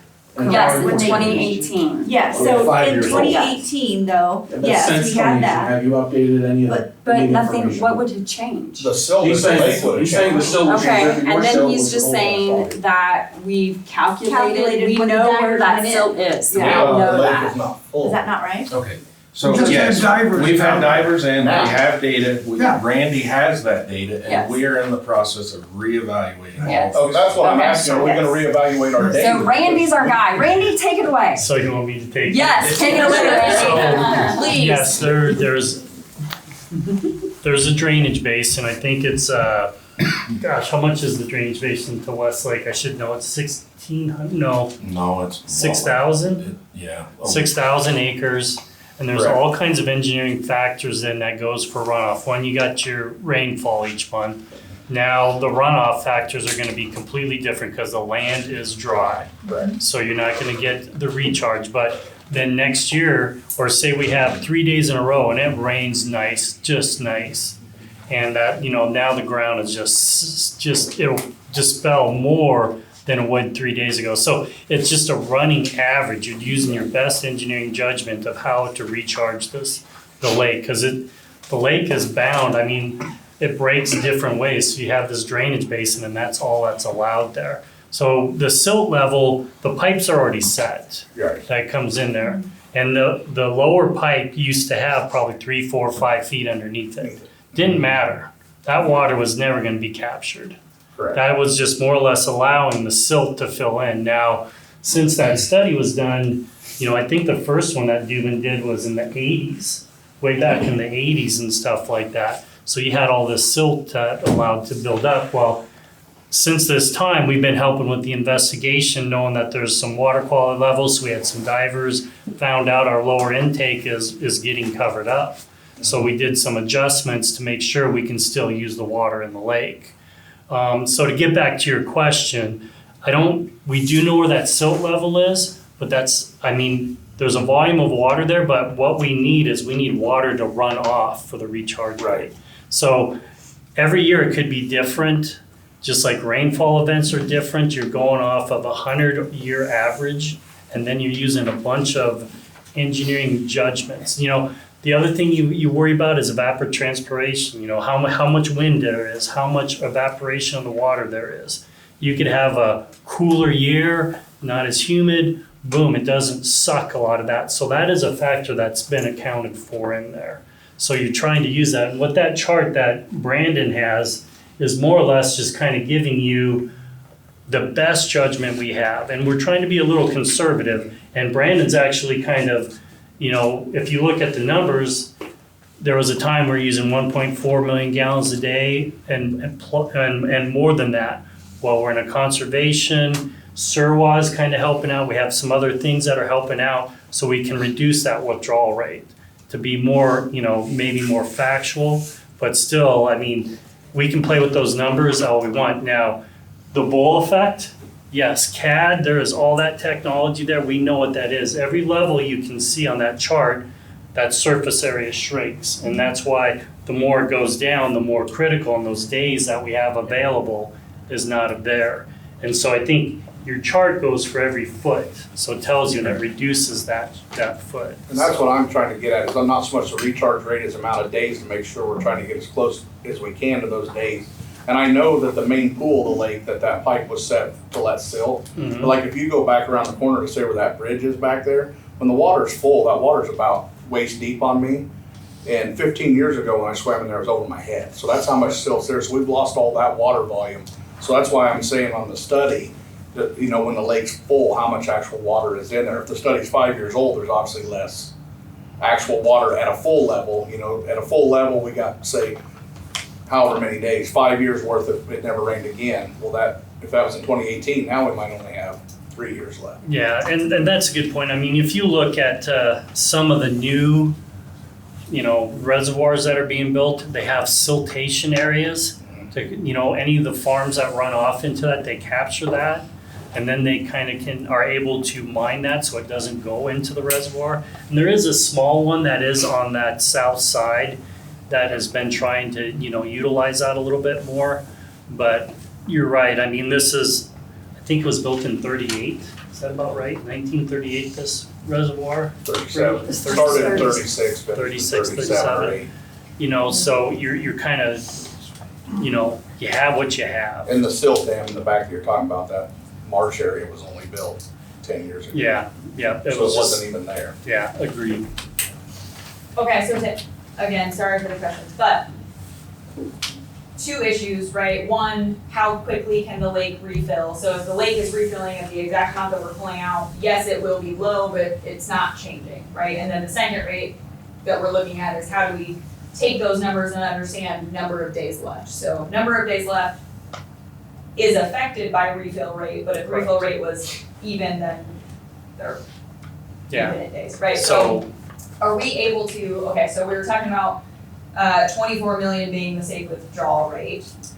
Can we, but that is with normal rainfall, not in drought conditions. We don't necessarily, there's tons and tons of factors that go into it. Can we instead just take historical data, so say the last 3 years we've been in a drought, right? And say, we know the exact number of gallons that we're taking out of the lake, and we know the exact rate that it's gone down, right? We know where it's at, we know we're down 20 inches, 30 inches, 40 inches, 50 inches, we know when we were down those rates. Can we just take that simple calculation, right? Understand that volume of water to get a better withdrawal rate. So we know, right, that volume of water, if we're going down 2 inches a day, whatever it is, that's probably high, 2 inches a day. We know that exact volume of water. We know that that means if we're pulling out 30 million and we went down 2 inches, that volume of water is how much we went over the safe withdrawal rate.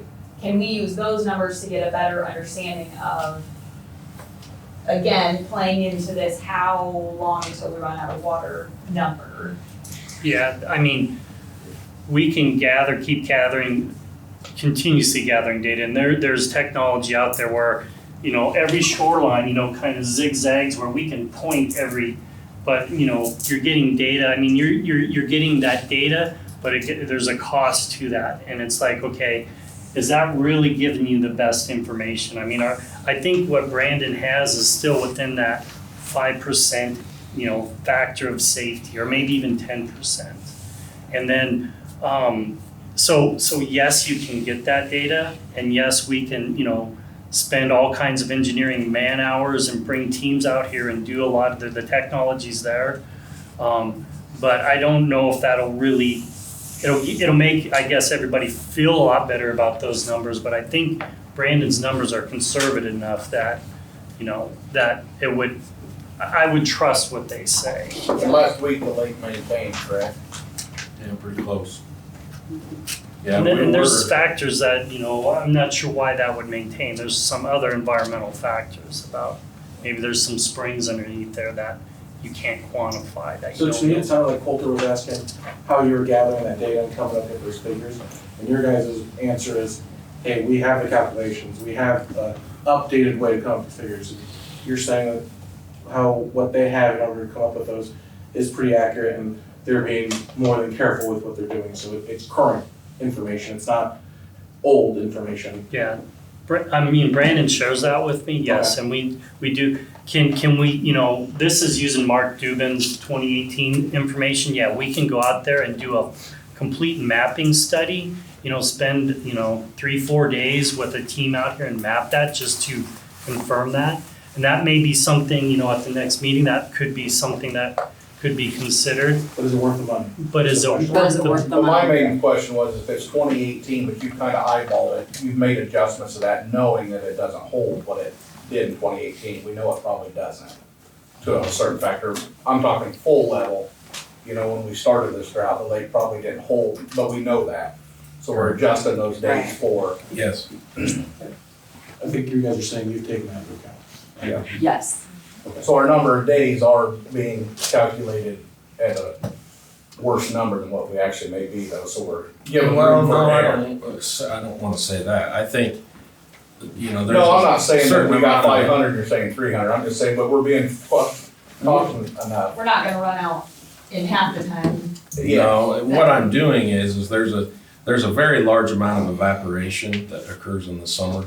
So we have left some of that in as a cushion, more or less, just to be conservative. Gotcha.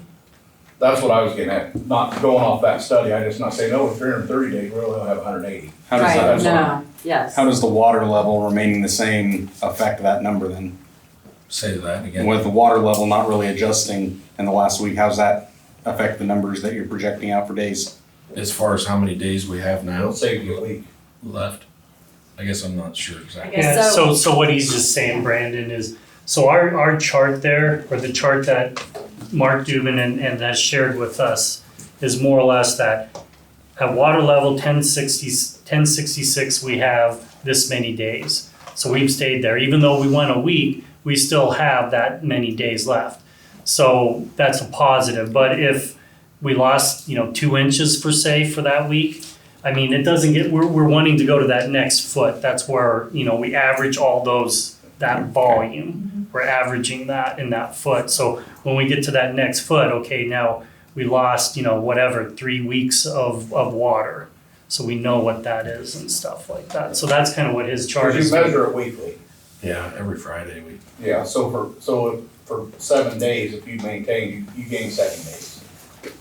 But you lost over 8 inches in the last month. Sorry, what'd you say? You lost over 8 inches in the last month. It's peaked off though. I mean, we were averaging almost 3 inches a week, and then it's kind of stepped down. So. Luckily, we're hitting the time of year where less water is used. I mean, for instance, what's the date today? Except for my house. 7. Yeah, but I'm talking about over. Except for your house, dog. I mean, it dropped from November to December almost, about 8 inches. I've got a mark in the lake, I figured it out. Yeah, well, it must be right. He's our resident that sees that every day, don't you? Every day I walk out, I look at my mark.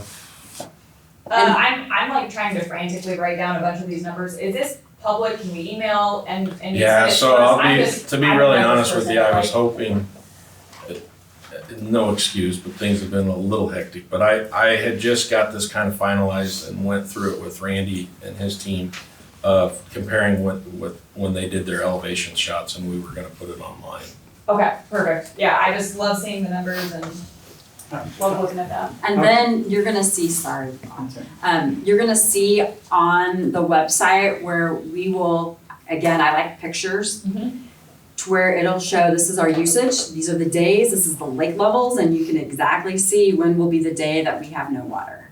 Yep. And we can track it, so you can go on there any day and just see some live, this is where we're at. So we're getting there, it'll probably be. Well, going by back to next earlier week. statements, I think the communication's obviously getting a lot better, Yeah. so. Right. That'll be very helpful for, Yes. not just you guys to tell everybody, but everybody understands. Yeah, and you can go pull it whenever you want. And I have Yeah. one cool thing to that too. So we talked about earlier, what can be the carrot?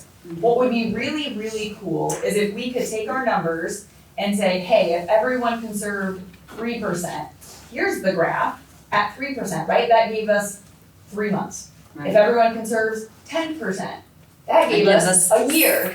9 whatever months, the a year, number, right? right? Whatever the numbers are, I think that could be the carrot of, Well, we have water in our faucets for longer. yes. I like that. And to And start to yes. visualize and see what conserving is actually getting you. Yes, and that's where I wanted to get away from, I put my charts away, this, right? I mean, you'll still get to see some of our usage, but I think that picture really tells the better story, Yeah. right? No, I agree. You have a question? No, two things. Yeah. One about the carrot. Yeah. I have a lot of historical data compiled because of my job with the state. I'm not gonna get into why I'm here right now, but there was a period of time when rural water was in its infancy, and a lot of people were still on wells, and wells were going dry, and rural water wasn't able to distribute as much as they needed. And there was an effort to encourage people to not use water in a household 1 day a week. Huh. You put water away you put water away today for tomorrow, and you don't open a tap tomorrow.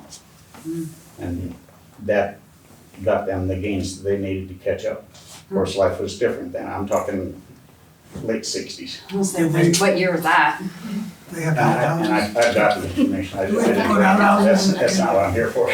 But the other thing was, Brandon, there's some publicly available photographs out there. It was informational stuff that you guys sent out where you're measuring the lake level with a level and basically a yardstick. How are you measuring it now when the water level is 30 feet away from the spillway where you used to have the level? Well, B&K actually set us a hub that we're measuring off of. Okay. And then we're calculating the height, and they've got the elevation of the hub Yeah. that we're using. You had a question way back there. Did you get it answered, or would you like to ask? I was just gonna ask about talking kind of what Bob just said with Surhawk. They just opened did they get their plant open over there by Creston? It's not fully running until what, we say the 18th, Well, yeah, so maybe? they are in the process of collecting their back T samples, their cold form samples, and their transmission line. And then they've got to take some once they fill their new tower. So barring any issues with sample collections and getting them to the lab, they're hoping by the end of next week they'll be pushing water this way, which will absorb, what we're selling them, to a tune of about 300 to 350,000 a day. So that's really good news. So that's a big deal. Almost half It's a of big our deal. current water usage? Well, A third. yeah. So yeah, that's been a big deal. And again, I'm hopeful. I know they were doing some flushing today and they're taking their back tees, I think Monday, so. And does that have the capability also of pumping water into Westlake? I know they can pull out, obviously, we've got joint partners, but can they dump any into the lake? Not currently, no. Not currently. How close is it? That's an agreement that's not there. That's just not there. Okay, well, but, okay. Is that an option? Yeah, exactly. Everything's an option for I a thought it out price. there, I mean, it sounds like a pretty good deal to me, I don't know any of the specifics. How do they pump that In case of water emergency, to that tower? call sewer walk kind of thing, or? Sorry. How are they gonna take over this part that they're wanting, that we feed now? Is that all run through them 2 towers that they have here? Yeah, so, and I don't totally understand their system, but to get so the 2 main locations that they're gonna take over would be our western buy meter, which is by Big and Small, and then the one out by East Lake. Can they take Hormel? I've asked that. We've asked it and they said no. Yeah, that was a specific question, is if they could somehow Because absorb. that would save us, right? Yeah, and the answer was no. But to answer your question, the way I understand it, there'll be water routed south down towards that way station tower and then over, and then they come back up by the airport road. So when we feed them water, we're essentially filling that towers for them, the one east of town and the one south? Yes. So nothing comes through the plant was my understanding, it's all we fill that tower for them, but they have the ability to fill that tower now. Yes. The only thing is the eastern portion in the summer months, they have some issues as far as meeting so the way I understand it, they have to drain, if they're gonna do this, they can't utilize that tower out east, it'll be empty. Because the elevations of the other tower and that tower are different, and they would be overfilling that tower. So from what we were told is, in the summer months, without some changes, they might have to absorb some of that area back on Osceola's system, but we're currently looking at some pumps and things that could be added to prevent that. Okay. Cause last week when I drove by there, they were flushing that water hydrant at that tower. And I went by there 3 times in an hour and it was still running wide open, and I mean, that's our water.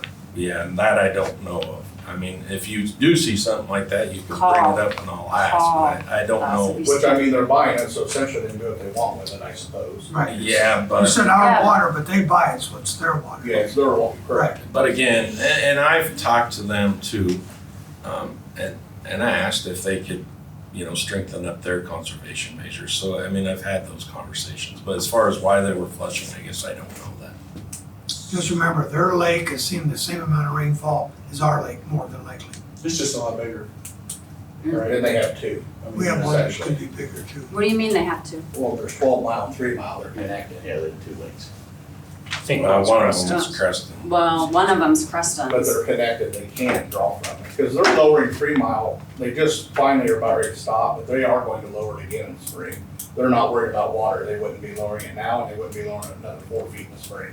So 12 Mile, 3 they Mile partner, is three- they 12 Mile and partner 3 Mile together? are connected, and they partner and share that water? they can if needed. I don't think they share though. No, they Yeah, don't they don't. now, but they can draw from both lakes. They're connected. Mr. Perez had a really good question and I wanted everybody to be able to hear the answer. So could you repeat that question that you had? Which one? I had a lot of questions. The one that you just had, and I said, oh, hang on, because it was a good one, about, The agreement? bringing the water this way. Could they just bring the water? And I was gonna tell you, well, we have to like pipe, we have to do. Yeah, well, so my Yeah. question is, if we're already providing them water and they're gonna start providing their own, there's obviously a connection somewhere there, so how do we make it to where, like I said, in case of emergency, I think it's only a one-way street. an agreement thing? So it's. We would have to be completely out of water for them to fill our system up. Yeah, that would be an emergency, right? So, okay, Well, the problem is the there's some infrastructure problems. starts large one direction and it gets small, so to flip it in reverse, you'd have to. We'd have to What would lay it take pipe. it to fix it, or to make it, if we get to that emergency point, what would it take? Why can't we lay pipe? $50 million. No way. How much do you have in your reservoir fund? I can't answer that. I mean, can you, why can't- 1.8 million, and I need 49 more million. $50 million to lay 30 miles of pipe. But it's not just laying pipe, we have to do pipe, we have to do the pump station, we have to put another tower in. It's not just, it sounds like that. Why would we need another tower, I guess? I mean, in case of emergency, you can't just like dump it into the lake and then process it the way we are now? No. I don't know anything about this. Well, I'm it just would saying, make if sense, it's an I would say that emergency- should be how we could Can't do you it. siphon it out into one of those water trucks and just get a water truck going and dumping into West Lake? And get several of them? Can't the state government help you with that? So I would love to talk to you about that. I've talked to every state agency and there's no money. They've told me they're aware of our situation and then the conversation ends. So I'm going to hopefully go out to DC next month. I mean, everybody says there's no money, but until it gets to the emergency point, I mean, is it the governor from Osceola? I mean, you would think they would figure something out, right? I would just That ask. makes it worse. I mean, Does it? She can't be seen as showing favor to your hometown. I just invite all of you to start calling your representatives as well. I've called If you them. got a direct line to the governor, could you call her? Yeah. I She wish. won't return our calls. I wish. So I maybe you haven't have talked to her a- since I paid her my taxes for my cars over many years ago, so. Yeah. So your idea with government, the government's given us zero money. I mean, there's no money there. Well, no solution, no help. There's no help. There's no solution. They tell me that they are aware of the problem and they've got it documented. And you're going to DC, so like, I sent Zach Nunn an email. Keep doing it because I've talked to And- Zach's office, I've talked to Mike Nag with agriculture, I've talked to lobbyists, I'm. Cause I'll vote him out, we can all vote him out next time. That's why I'm He asking won't you to help call. us. Now, wait a minute, Zach Nunn has been the only. Zach is person that amazing. has set foot. Yeah. I was gonna say, Yeah. don't be too quick on it. Zach's doing really good, but Zach can't just write us a check for $50 Well, million. I know that, but Well, I mean, we all What know how the about government works, there's FEMA? red tape. What- So unless an emergency happens, then that's when people go into action. I mean, I understand that it's crazy expensive to do that and to figure it out, and your budget obviously isn't there to lay the pipe even, you know, as a preventative measure. Did we But actually? if emergency happens, you would think someone We're would- having incident command meetings with. Every 2 Where's weeks. the $50 million number come from? Is it, They're we laying met- 16 miles of pipe in western Iowa for $11.2 million. I know, to but I draw just from the said river with here. that, we have the pump station Well, they're has gonna to have all update that this. too. The thing of it is that was a shot from the hip from Surwa. From They're Surwa. looking into those Yeah. figures. Right, that's a. That's not an accurate number, that's just. I mean, how we're. That's looking- their Yeah, number this is that they've what- given us. Okay. What's the timeline given with that number? No, they're currently looking into those Yeah. figures and they're gonna get back to us. Could be My also question- 20 million, that's still a big number. That's still- Mainly, you know, Brandon might be able to answer this, and maybe there is no answer to it, but it's 10 miles to the Murray Water Tower. And I realize a new line from there to here probably wouldn't supply the city of Osceola. But could it not be enough to supplement and take care of what we need? The easements are all in place. Surwa lays pipe, that's what they do. It Yeah. can't be $50 million to go No, 10 miles to so the water pipe. I've asked that question and we were told from, I believe, is it Lacell Pavement? Mhm. That there would be, I believe that's what they told us, another line, they need a double line there. Yeah. And I haven't got I have not got an answer on how many gallons per day they could give us. Is that a double line in So a it's like an perfect world, then to supply what we need? They don't have the pipe size between that bottleneck to the pump station. Okay. So actually, they could lay a line from LaSalle to us. That's my that would understanding, at but I least have, supplement, not but I necessarily. don't know how much because I have not been able to get that So answer. they're saying they don't have the pipe size to fix our problem, but what pipe size is there and what could they do if they do? I believe it's That's- 8 I mean, inch. It's I'm 8 saying inch right that'd be a good now. It's question 8 to inch ask. right now, and we would have to lay 10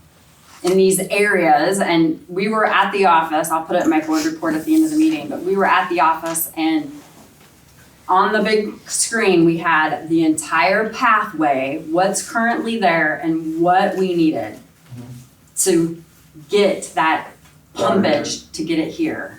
From where? Did we originate from the plant? Is that the origination? Well, I When- mean, there was different scenarios. We had so many for that. different scenarios. But one scenario was from Lacell to Osceola, there's a bottleneck there of not a large enough pipe, but I don't have, again, I don't know what that would supplement. And that would also be treated water. So That's it's ready to treated water. distribute. But they're gonna push that water, so they can supply 300,000 now through that line. Obviously, because they're. Oh, yeah, cause that's where it's coming. That's where it's, yeah. Right. So, So, That and they sounds like have a the, supplement. they have the ability to pump more than that because they're not gonna be able to use that tower. What's that tower hold east of town? 300,000? So they actually, so that by that calculation, they can't use that because they'll be overfilling it because they're pushing too much. They could push 600,000. I don't wanna speak for them. No, I And know, I'm not but gonna just try. theoretically, if they're gonna take over and supply 300 to 350,000 and not use that tower because then they will be overfilling it. The problem that means is they're gonna be able to we're pump making a more lot water of than they can take assumptions. out. And I don't understand their system and I don't feel comfortable trying to answer your questions for a system that I don't oversee. Well, I hope we're talking to them. I hope We are. we're talking to them Oh, yeah, regularly. absolutely. We are. Because We to are. me, that's really the only solution. We've been It talking really to is. them. But even if it was 300,000 gallons a day that we could get, and I know we're not gonna say that's a number we don't know, but it's pretty obvious if they're gonna give us 300,000 and not use a 300,000 gallon tower because they're pushing so much water, it will overfill that tower.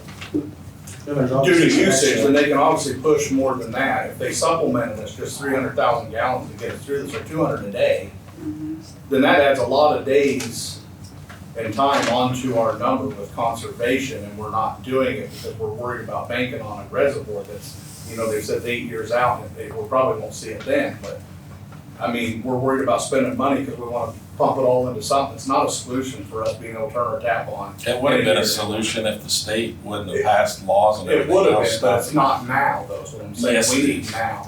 Yeah, you're trying to talk about a reservoir that won't fix this problem. Yeah, but we need to Do spend you some money to have- fix the problem now before we run out of tap water. Because there is solutions. I mean, this is 2023. We can get water here somewhere. We done it in 1936 or 37. Hey Coulter, could you put together some of your ideas? Just, I don't know if you wanna type them up, or I'd love to just have some of them. Do you have a plan right now that you have said, this is what we're gonna do to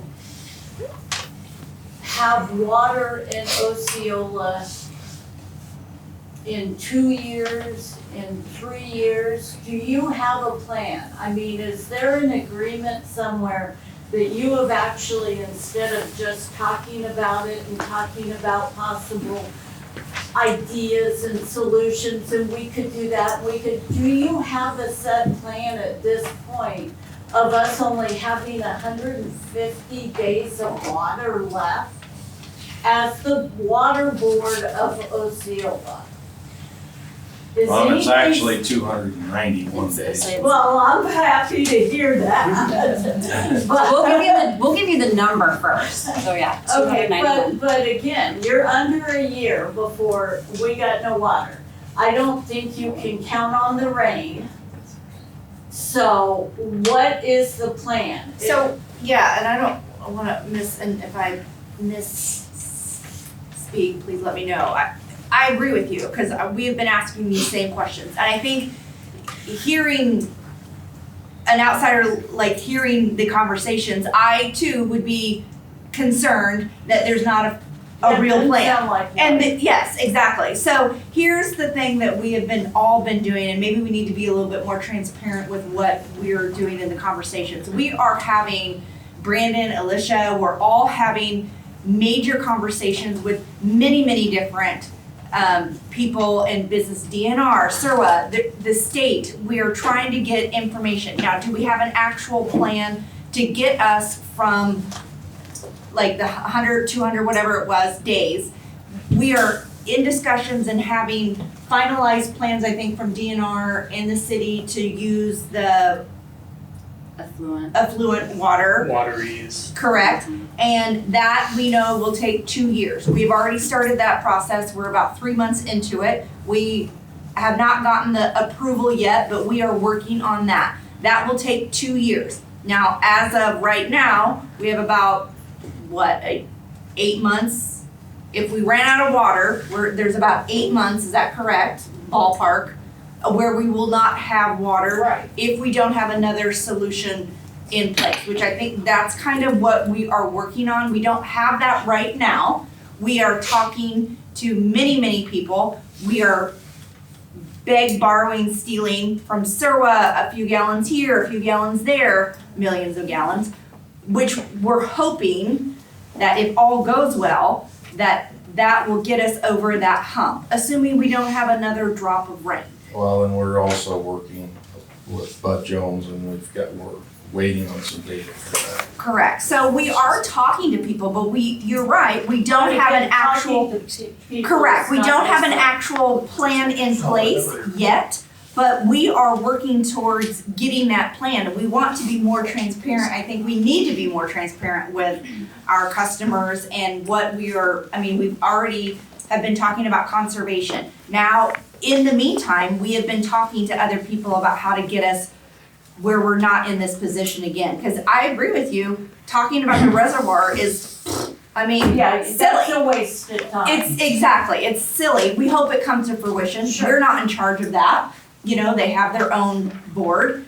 But we do need to get to the having an actual solid plan. And I think the lack of a plan does not mean that we are not working towards something. Right, but I mean. I agree with you, we are working, and we do need to communicate But a are we little gonna run bit. out of days working on it in order to get any of the work done? Correct. Before we run out? Correct, I agree with you, So absolutely. how do I take a shower in my house?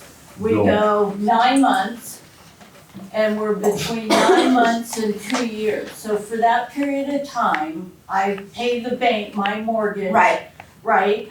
How do I take a shower in my house when I run out of water? Do you have a plan for that? No.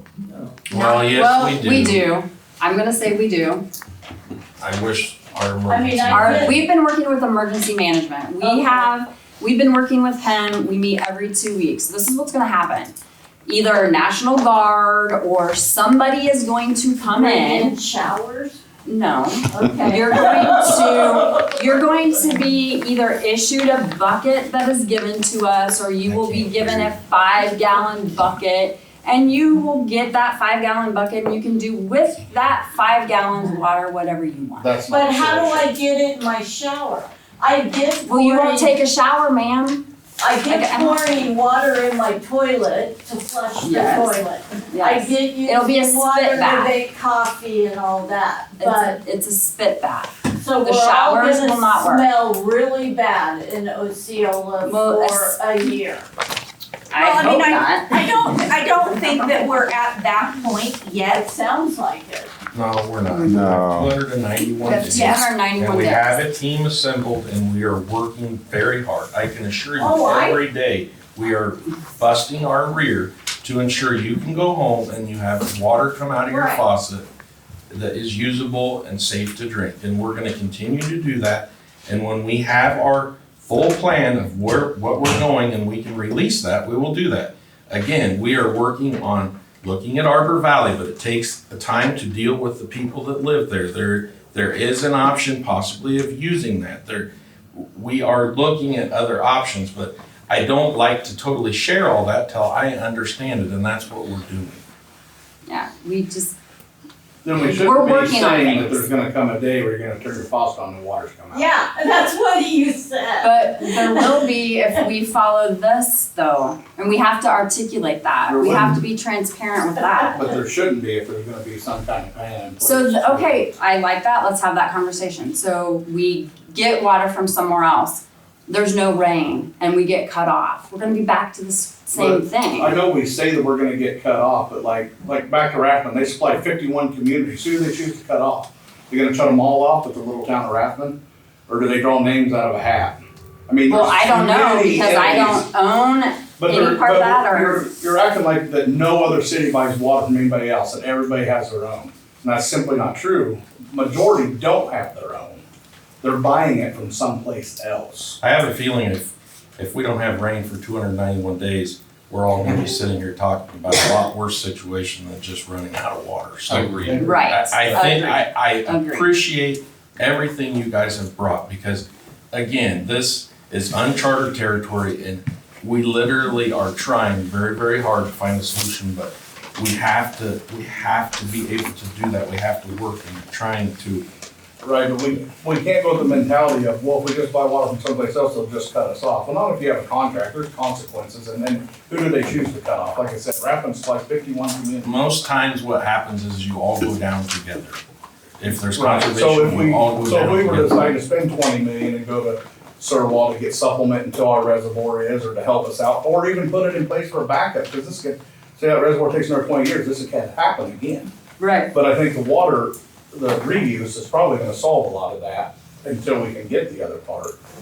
But we should have a backup plan in place, but we can't just say, well, we're not gonna do it, they'll just cut us off. You don't know that, they're gonna cut you off. But They we are can't. having some of those conversations, just so you know. I know, but Yeah. people, like, just like you said, well, they'll just cut us off. No, they won't, because if you got a contract with Rathman with 51 communities, they're not gonna say, well, only Osceola's not getting But water. if, The other right, but if 50 we go are. in with a contract, so let's just take that. Yeah. We'll go to Creston, or I'm sorry, Sheraton.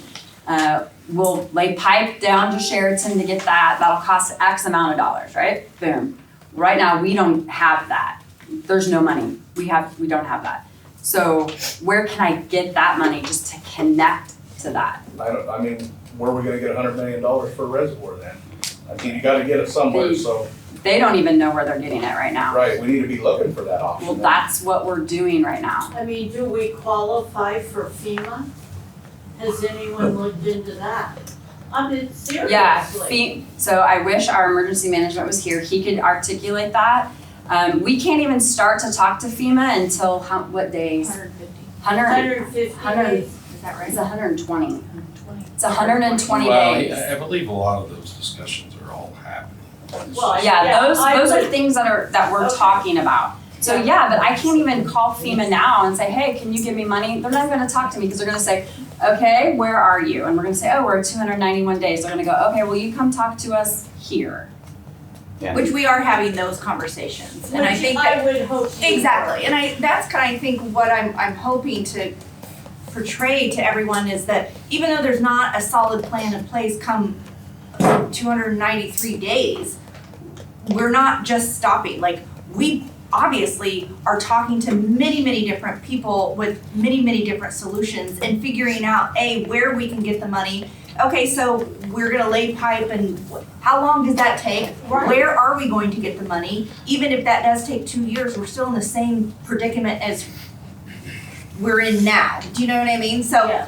we are having those conversations, and please trust that and again, I completely get running out of water is a very scary situation. But we are working with a bunch of different entities to figure out, and unfortunately, we have been met with many, many different, well, sorry, thanks for your call, noted. Right. Which, it's so frustrating, Well, we but, see a lot of communities out there right now that are running out of water and they're getting water places. Like, Yeah. they're doing it. Like, they're The piping. key is they've run out. They're running out. We can- Their gap is a lot So narrower. but that's what I'm saying, we're not out, but can you say, well, if we do run out, we're gonna be able to do this? right, Cause they're turning the tap on, there's still water in it. But I think, again, I don't wanna speak for an organization that I'm not a part of, but I don't think we're at that lever yet. Unfortunately, So we're in too good a shape. that, Right. So we need to quit putting it out there, 'cause and I'm not talking about in this room, that building over there is said multiple times too, that, they're gonna turn the tap on, it's not gonna have water in it. Let's answer his last question and then let's get back to this. Otherwise, we're gonna We've be here for, digressed here. yeah. was I there just- one more? Well, Sorry. no, just finish Coulter. So No, I think we he had- did, I get, so that's what I'm saying, is we need to stop saying we're gonna run out, because there hopefully will be a plan that won't happen, and my one question is, have we thought about, I know there's not a ton of water there, why don't we just pump Q Pond dry? Hell, if there's a month of water there, that's a month. Do we need it? Do we need Q Pond right now for anything? The last time I was out there when they drained it, Like I it's knee said, high. it don't have a lot of water, but who cares? If it's 3 weeks worth of water, it's a mile worth of pipe, but I mean, they pump hog shit 5 miles. We can pump water a mile. You know, that's just what I was just curious about is, I mean, Great Lake would be tougher, and it doesn't have an abundance of water. But if we can get, They get to that, I mean, we may be sucking. I mean, those are conversations that we're having. and I know like that's further out, but like I'm saying, Q Pond is so close, it's literally running across the road and put a hump over it like the fire department already has that go over the fire hose. That's literally what you'll pump it through. Drain it, who cares? And you talked to Sergeant down there, right? What are you finding out there? They don't- Because we've done that in the past. Yeah. So they're asking us to get the surveys up to do a bunch of things on their property before we would be allowed to even come look at the water. you're saying there's a What's land survey? dispute, you're saying? I'm guessing maybe a potential land dispute. They want us to survey the land to know whose land is whose. They don't know who owns their land. Their survey is not up to date. So we're working with. It's in the same place irregardless. Well, yeah, you'd think those boundaries would have been established years ago. And we've pulled it up on, I wish the old So land you're started. having trouble finding out who to get permission from? No, I'm talking to them, I don't have permission yet. But I mean, that's the problem, they don't know who owns the land, so you don't know who to No. ask. No, I'm talking to the family. So what do you mean they need the surveys done before you can do it? Before, You're saying their conditions are in order to. there's some conditions right now before we could get on the property. You have to have permission. They're not giving us permission is what I'm Okay, saying. now why is that? Resurvey their ground because Yes. they want to know where their boundary lies with a certain neighbor. Because And then the won't allow us children- to draw water? So the children, just don't know anything about anything that was before. They've been looking through files, there's no record. I think in the past, that was more of a public-private venture also because Jimmy Dean paid for all that the Yeah, last time water was drawn out of there. it's, And that was more to support their own plant than it was to help the town. Right, right, understood, but there's gotta be somebody that can say, yeah, go ahead and pump water out of there, that's But we what I'm haven't- confused about. they're not giving us permission. Okay. Do that. Because they can't tell who owns the land. They said if I'd be interested in completely redoing all of their surveys. How much does Couple that $1,000s, yeah, Yes. Well, for access to water that close, that's I know. for you. Yeah, and the family's researching what their dad did. They don't know of any of this. And I'm working with a lady named Carol. It's one of the sisters. She's the one that has the rights to make decisions. And we do not at this point have permission to go on I that understand you property don't have permission, I'm asking why you don't have permission. because they're not giving me permission yet. So they just don't want you to do it. That's a good reason. I don't know. I would say yes, but I'm. I don't know how much water is there. Is there any water there that's worth, I mean, I don't even know how much. So the drones that we've flown over, it appears that there may be some, but I gotta get on it. I gotta get on it. I That gets gotta over 150 get feet. Test the permission. water. I gotta test the water. So there's a lot of water there. There's quite a bit of water there, because I went back in there and ice fished and it is deep. Did you ask for permission to go ice fish? He just did it. Hey, have you ever heard about border crossing out west? Okay, so back to, I'm sorry. I wanna get back to that. You were, Yeah. we need to get Kind of removal. great question. Okay, so back to our consideration for discussion regarding water conservation and customer billing. And with that, we're gonna discuss about some unbudgeted expenses, capital, lost revenue, things like that, that are all part of our conservation and the things that we have going on right now. So we have some additional expenses that go along with the Westlake, intake modifications. Those have come to the total of $83,000 from beginning to where we're at now. Spoke Communications, we have that unbudgeted agreement that we just approved to go ahead with. In total, if we would go 12 months with that, that total is $26,400. We have approved an agreement with Veenstra and Kim to do our water treatment plant evaluation study, which is to the tune of $39,800. So with that, that is $150,000 roughly that we have not budgeted for.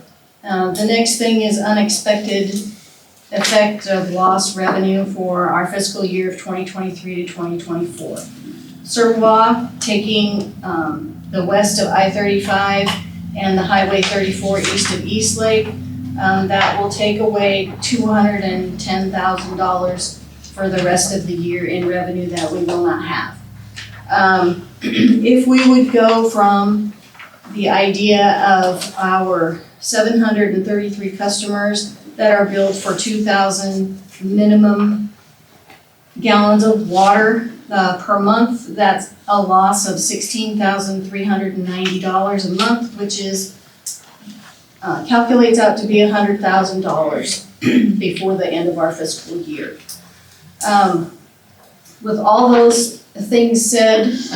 We also calculated some incentives that we were throwing around for those customers that use less than 4,000 or those customers that use less than 3,000 gallon per month.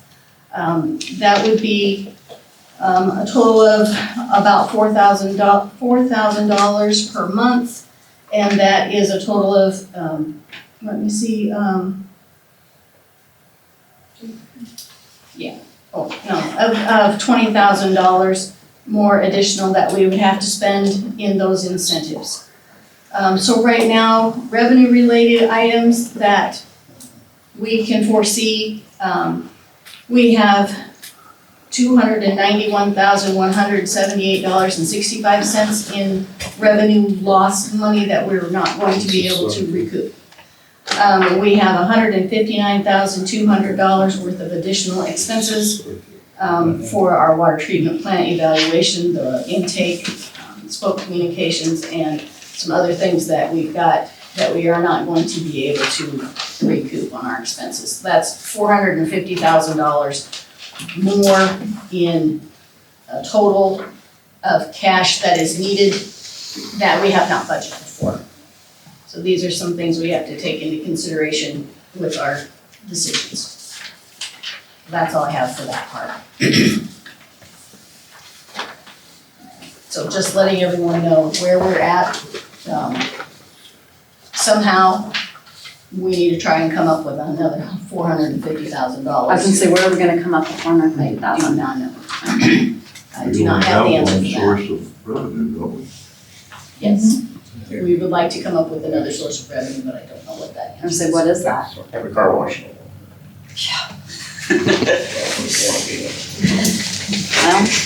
No, I think that's not good. So we are not in a very good position to be able to pay for those things. so. If we increase the rate for our water, we could recoup that over time. Because that's the only source of revenue we have. Yes, that is the only source of revenue that we have. We have no taxpayer money. Our money comes from the water rates that we charge. We do to our get customers. some money from the casino. Yes. We're pretty good. We do get about $17,000 a month from the casino, but that's all. I think you're saying you're losing revenue from Osceola, correct? Those $200-some-thousand. We won't get it. Tennessee, you won't be getting it when they go online and take over their stuff. So you should have less expenses also, since you're not gonna be using or processing as much water in order to hand it over to them. Well, that's just them going into our conservation. So once we get water, they'll take that back. We're shutting them off of our system. Okay. Aren't they paying for our water? And we're shutting them off from the system. Okay. So we have water for us. Partially. So you wouldn't be making that money anyway? Now Brandon, are they gonna go completely off? Northeast section, right? Can't go. Yeah, there's some up by the old rural water that they can't. There's There's- no way. A place that they can. Okay. But we're gonna lose 209,000, I think, 210,000. This fiscal year. Yes, for the rest of the fiscal year. Yes. Which is 9 months, you said, I think earlier. So what you got left under your fiscal year? Yeah, we have July. 6.5 months. Anything else? No, that's all I have on that. Water superintendent report. Okay, so my report will be a little bit shorter because we've talked about a lot of things that I had on there, but I will tell you that our current withdrawal rate is down to about almost 1,250,000 a day. Say that again, 1.25. Yeah, I'm very hopeful that Sirwall will be off. We'll be able to see a reduction about 300,000 to 350,000 a day, hopefully by the end of next week, assuming their samples and everything come back okay. As you all do know, the divers were on site and they did get the lower intake modifications raised up 4 feet. from elevation 1052 to 1056. This added about 9 feet of usable water in that lower pool. And as people have stated that, that it goes down as the lake drops, so we need to remember that it's not going to be as large a volume as the top portion. We did start yesterday, is the 6th, right? Yeah, yesterday. Started pulling off that lower modified intake level. Things seem to be going well. We're having some issues with hardness, our calcium hardness that we monitor is fluctuating like a yo-yo, so we do add caustic soda to adjust our pH, and it's a challenge to keep a consistent pH just because of the hardness fluctuating. So we're working with our chemical supplier and engineer, probably looking at feeding the polyphosphate, which a lot of communities do, to kind of help protect our distribution system, because we don't want to have corrosion issues with our pH jumping so much up and down. B&K did shoot the elevation as of the 5th, and it was 1065.6. We compared that with what we've been using off our equipment off the hub, and it's very, very close. So I'm happy to know that when we're monitoring on our own, we're very close to what they're getting. Again, we were looking about 2 inches a week, kind of on our trends, which I will work with Sierra, and we'll get this online with Sierra and Andrew, and it's kind of slowed a little bit from this last week, it looks like. So we did have our DNR inspection of our system and the plant. I started going through that. I don't see any major deficiencies, but there is some requirements and suggestions. So once I get through that, I will share that with you and send it via email too. Our lagoons, we were able to get one of those cleaned out. Obviously the weather's good now, but they're going to hold off on the other one until spring. And then we're working with Andrew on our conservation articles. And other than that, what's going on currently is just kind of been consuming our time every day, at least mine, of trying to work, to figure out a solution to this. And then I guess all I'll say is I just want to thank my staff, because again, this has been a challenge for all of us, and I think we're working really hard. So other than that, I'm good. Excellent, thank you. Consent agenda? I move we adopt the consent agenda. Second? Second. All those in favor? Aye. Opposed? Motion passed. Utility Business Director report. Okay, so we talked about our additional costs. I projected out our revenue towards our budget for the end of the year. And it looks like, compared to budget, if things work out, we budgeted for Cadence properties to come online. They have not done that yet. We budgeted for additional meters and taps fees. We have not received those yet. And with Cadence not coming on yet, that decreases the amount of customer deposits that we budgeted for. Just a lot of budgeted things that have not come to fruition yet. And it looks like with our lost revenue from Surwa that we're not going to be able to have in our when I did budget, we did take into consideration conservation measures from the community, and we did take into consideration conservation with Surwa, but we did not, I did not take into consideration everything that Surwa was going to lose when they went off of us. But with that, we are looking at $20,000 short of what our budget is at this point in time, even with the loss of revenue that we had. So, it's just all guessing game. As far as Sorry, is Katie just not? They're not live yet. And so they're just running behind like in construction, or did you have an update on that? No, I don't know if they're running behind, it's just, they aren't ready for the new impact fees. Oh, okay. Actually, I think they're moving right along, looks like. Yeah, that's what I thought. Okay, great, perfect, thanks.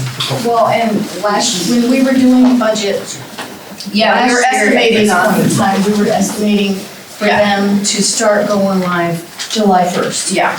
And they have not. Got it. With our expenses,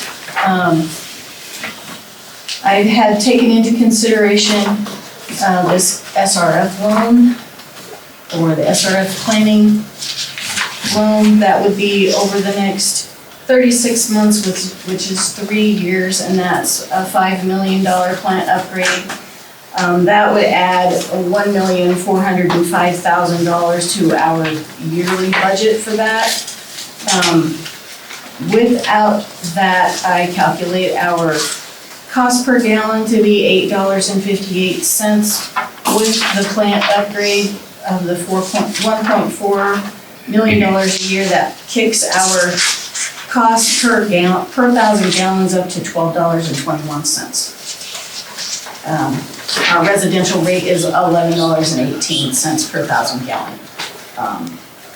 As is our commercial rate for the first 50,000 gallons. But again, that's all. But it's all speculation. Well, and we haven't decided on any of the, what that project would look like too. Right. So That is just something that's a forecast that has not come into fruition, not been voted on, anything like that. But I do, as the business director, need to keep the board apprised of some thoughts and things that have been discussed. If I did not tell them that, I would not be doing my job. We had, 90 disconnects last month in November when it came to be disconnect day.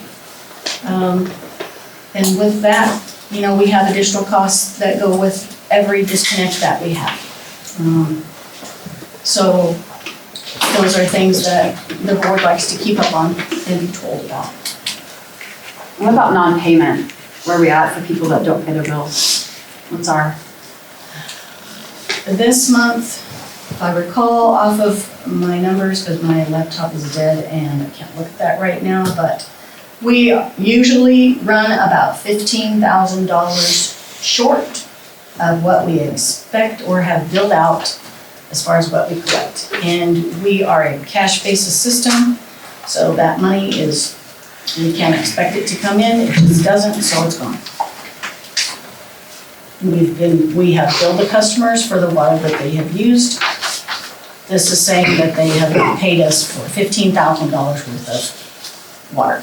And that is about our average every month. And the only repercussion or the only way that we have to collect that money is either through adding it to property taxes, and that's only on people that own that property and that are billed for that, or through an income offset thing, as if you get a refund on your tax return that we can collect on. So you'll still file that again for this year? We will file those things. Okay, thank you. When the water gets turned back on, then they obviously pay the bill. Yes, they pay the bill plus a reconnect fee. So they recoup the money then when the bill gets paid. Yes. But after 14 days, if a customer has not paid their bill plus a reconnect fee, it will be final billed, which then is out there. But they'll eventually have to pay it to get water. So if they wait 30 days to get their water on. If they don't pay it at all, like if they leave the town, they'd leave us with an outstanding bill, and they don't come back, that's money that we We have lost. that many people leave town every month. Yes. Normally, yes. or do they swap and put it in someone else's name and move around? Gotcha. To the tune of about $15,000. Is there anything else on your report? No, that's all I have. Board member reports? Thank you so much for coming. I really do. This is a good discussion and I appreciate it. Thank you so much to all the staff working super hard. It's a stressful situation and I appreciate it. Thank you so much. That's all I have. I would also say to the staff to do an outstanding job. Thank you. To the community, I would say you have yet to even start to understand what we're looking at. There's going to be a time when there isn't any water here. I don't know, I'm hoping it's not this time, but at some point there will be. And at some point down the line, there may be a spill into the reservoir, and we do not have an alternative source of water. I think you need to think about that. What if you had a spill on the railroad? What if they dumped a bunch of cars off the railroad into there and it was toxic? If there was a truck on the interstate and it swerved and went into the lake, or if there was a terrorist who decided that he needed to dump a pickup load of some toxic material into the lake so that we couldn't use it. What would we do? You can say, well, get a trailer. We'll haul it in with a truck. Maybe there's a light. McMillan's have a pipe that goes to Kansas City. Right now, it's full of gas and oil or something else. We don't have an alternative source at the present time. To get one would probably cost us several $100 million. We don't have several $100 million. Should we shut Submittal off entirely? Because a lot of people have jobs out there. Should we shut somebody who has money in a car wash, tell them they can't run their business anymore? Miller Products plates zinc, and they use a large amount of water in the plating process. Do we shut them off? Do we say only people who are humans can use the water? I don't know what we're gonna do, but we have a real problem, and I think we all need to work together. We need to look at what we use for water, how we use it, and we need to be honest about it. I'm 84 years old, going to be 85 in January. I've never had a problem like this. I think about a lot of things. What we can do, what we can do. We can't make water. There just isn't any way to make water. It doesn't come in a can. You can get it at the grocery store in a plastic bottle. But it's kind of hard, it's kind of expensive to flush your toilet with that. Maybe we should all go to outdoor activities. Maybe we should all have a rain barrel coming off our roofs.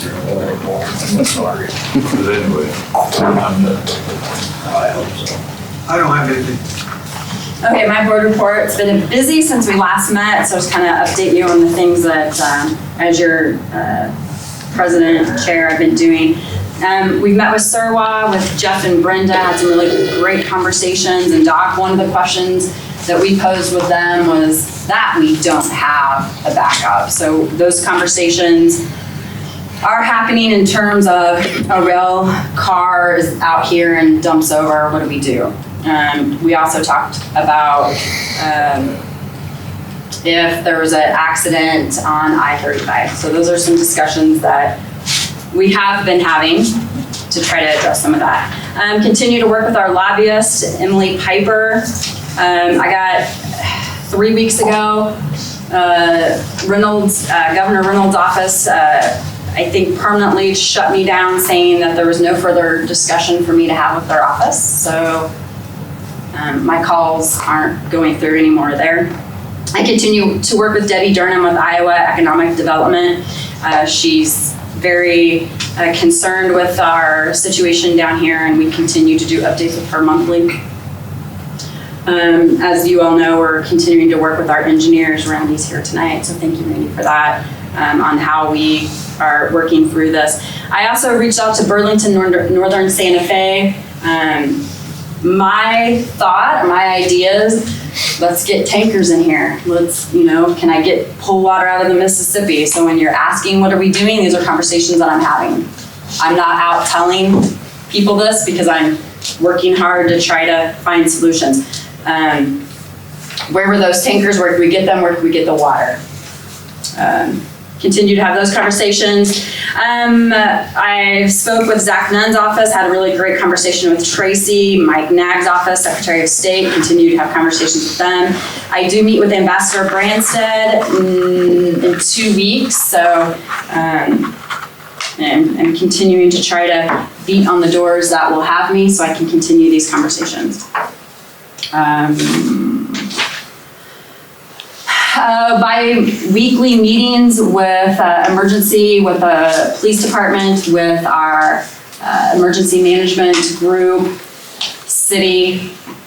We continue to do those meetings, and we will every 2 weeks until we decide that we don't all need to be at the same table having discussion.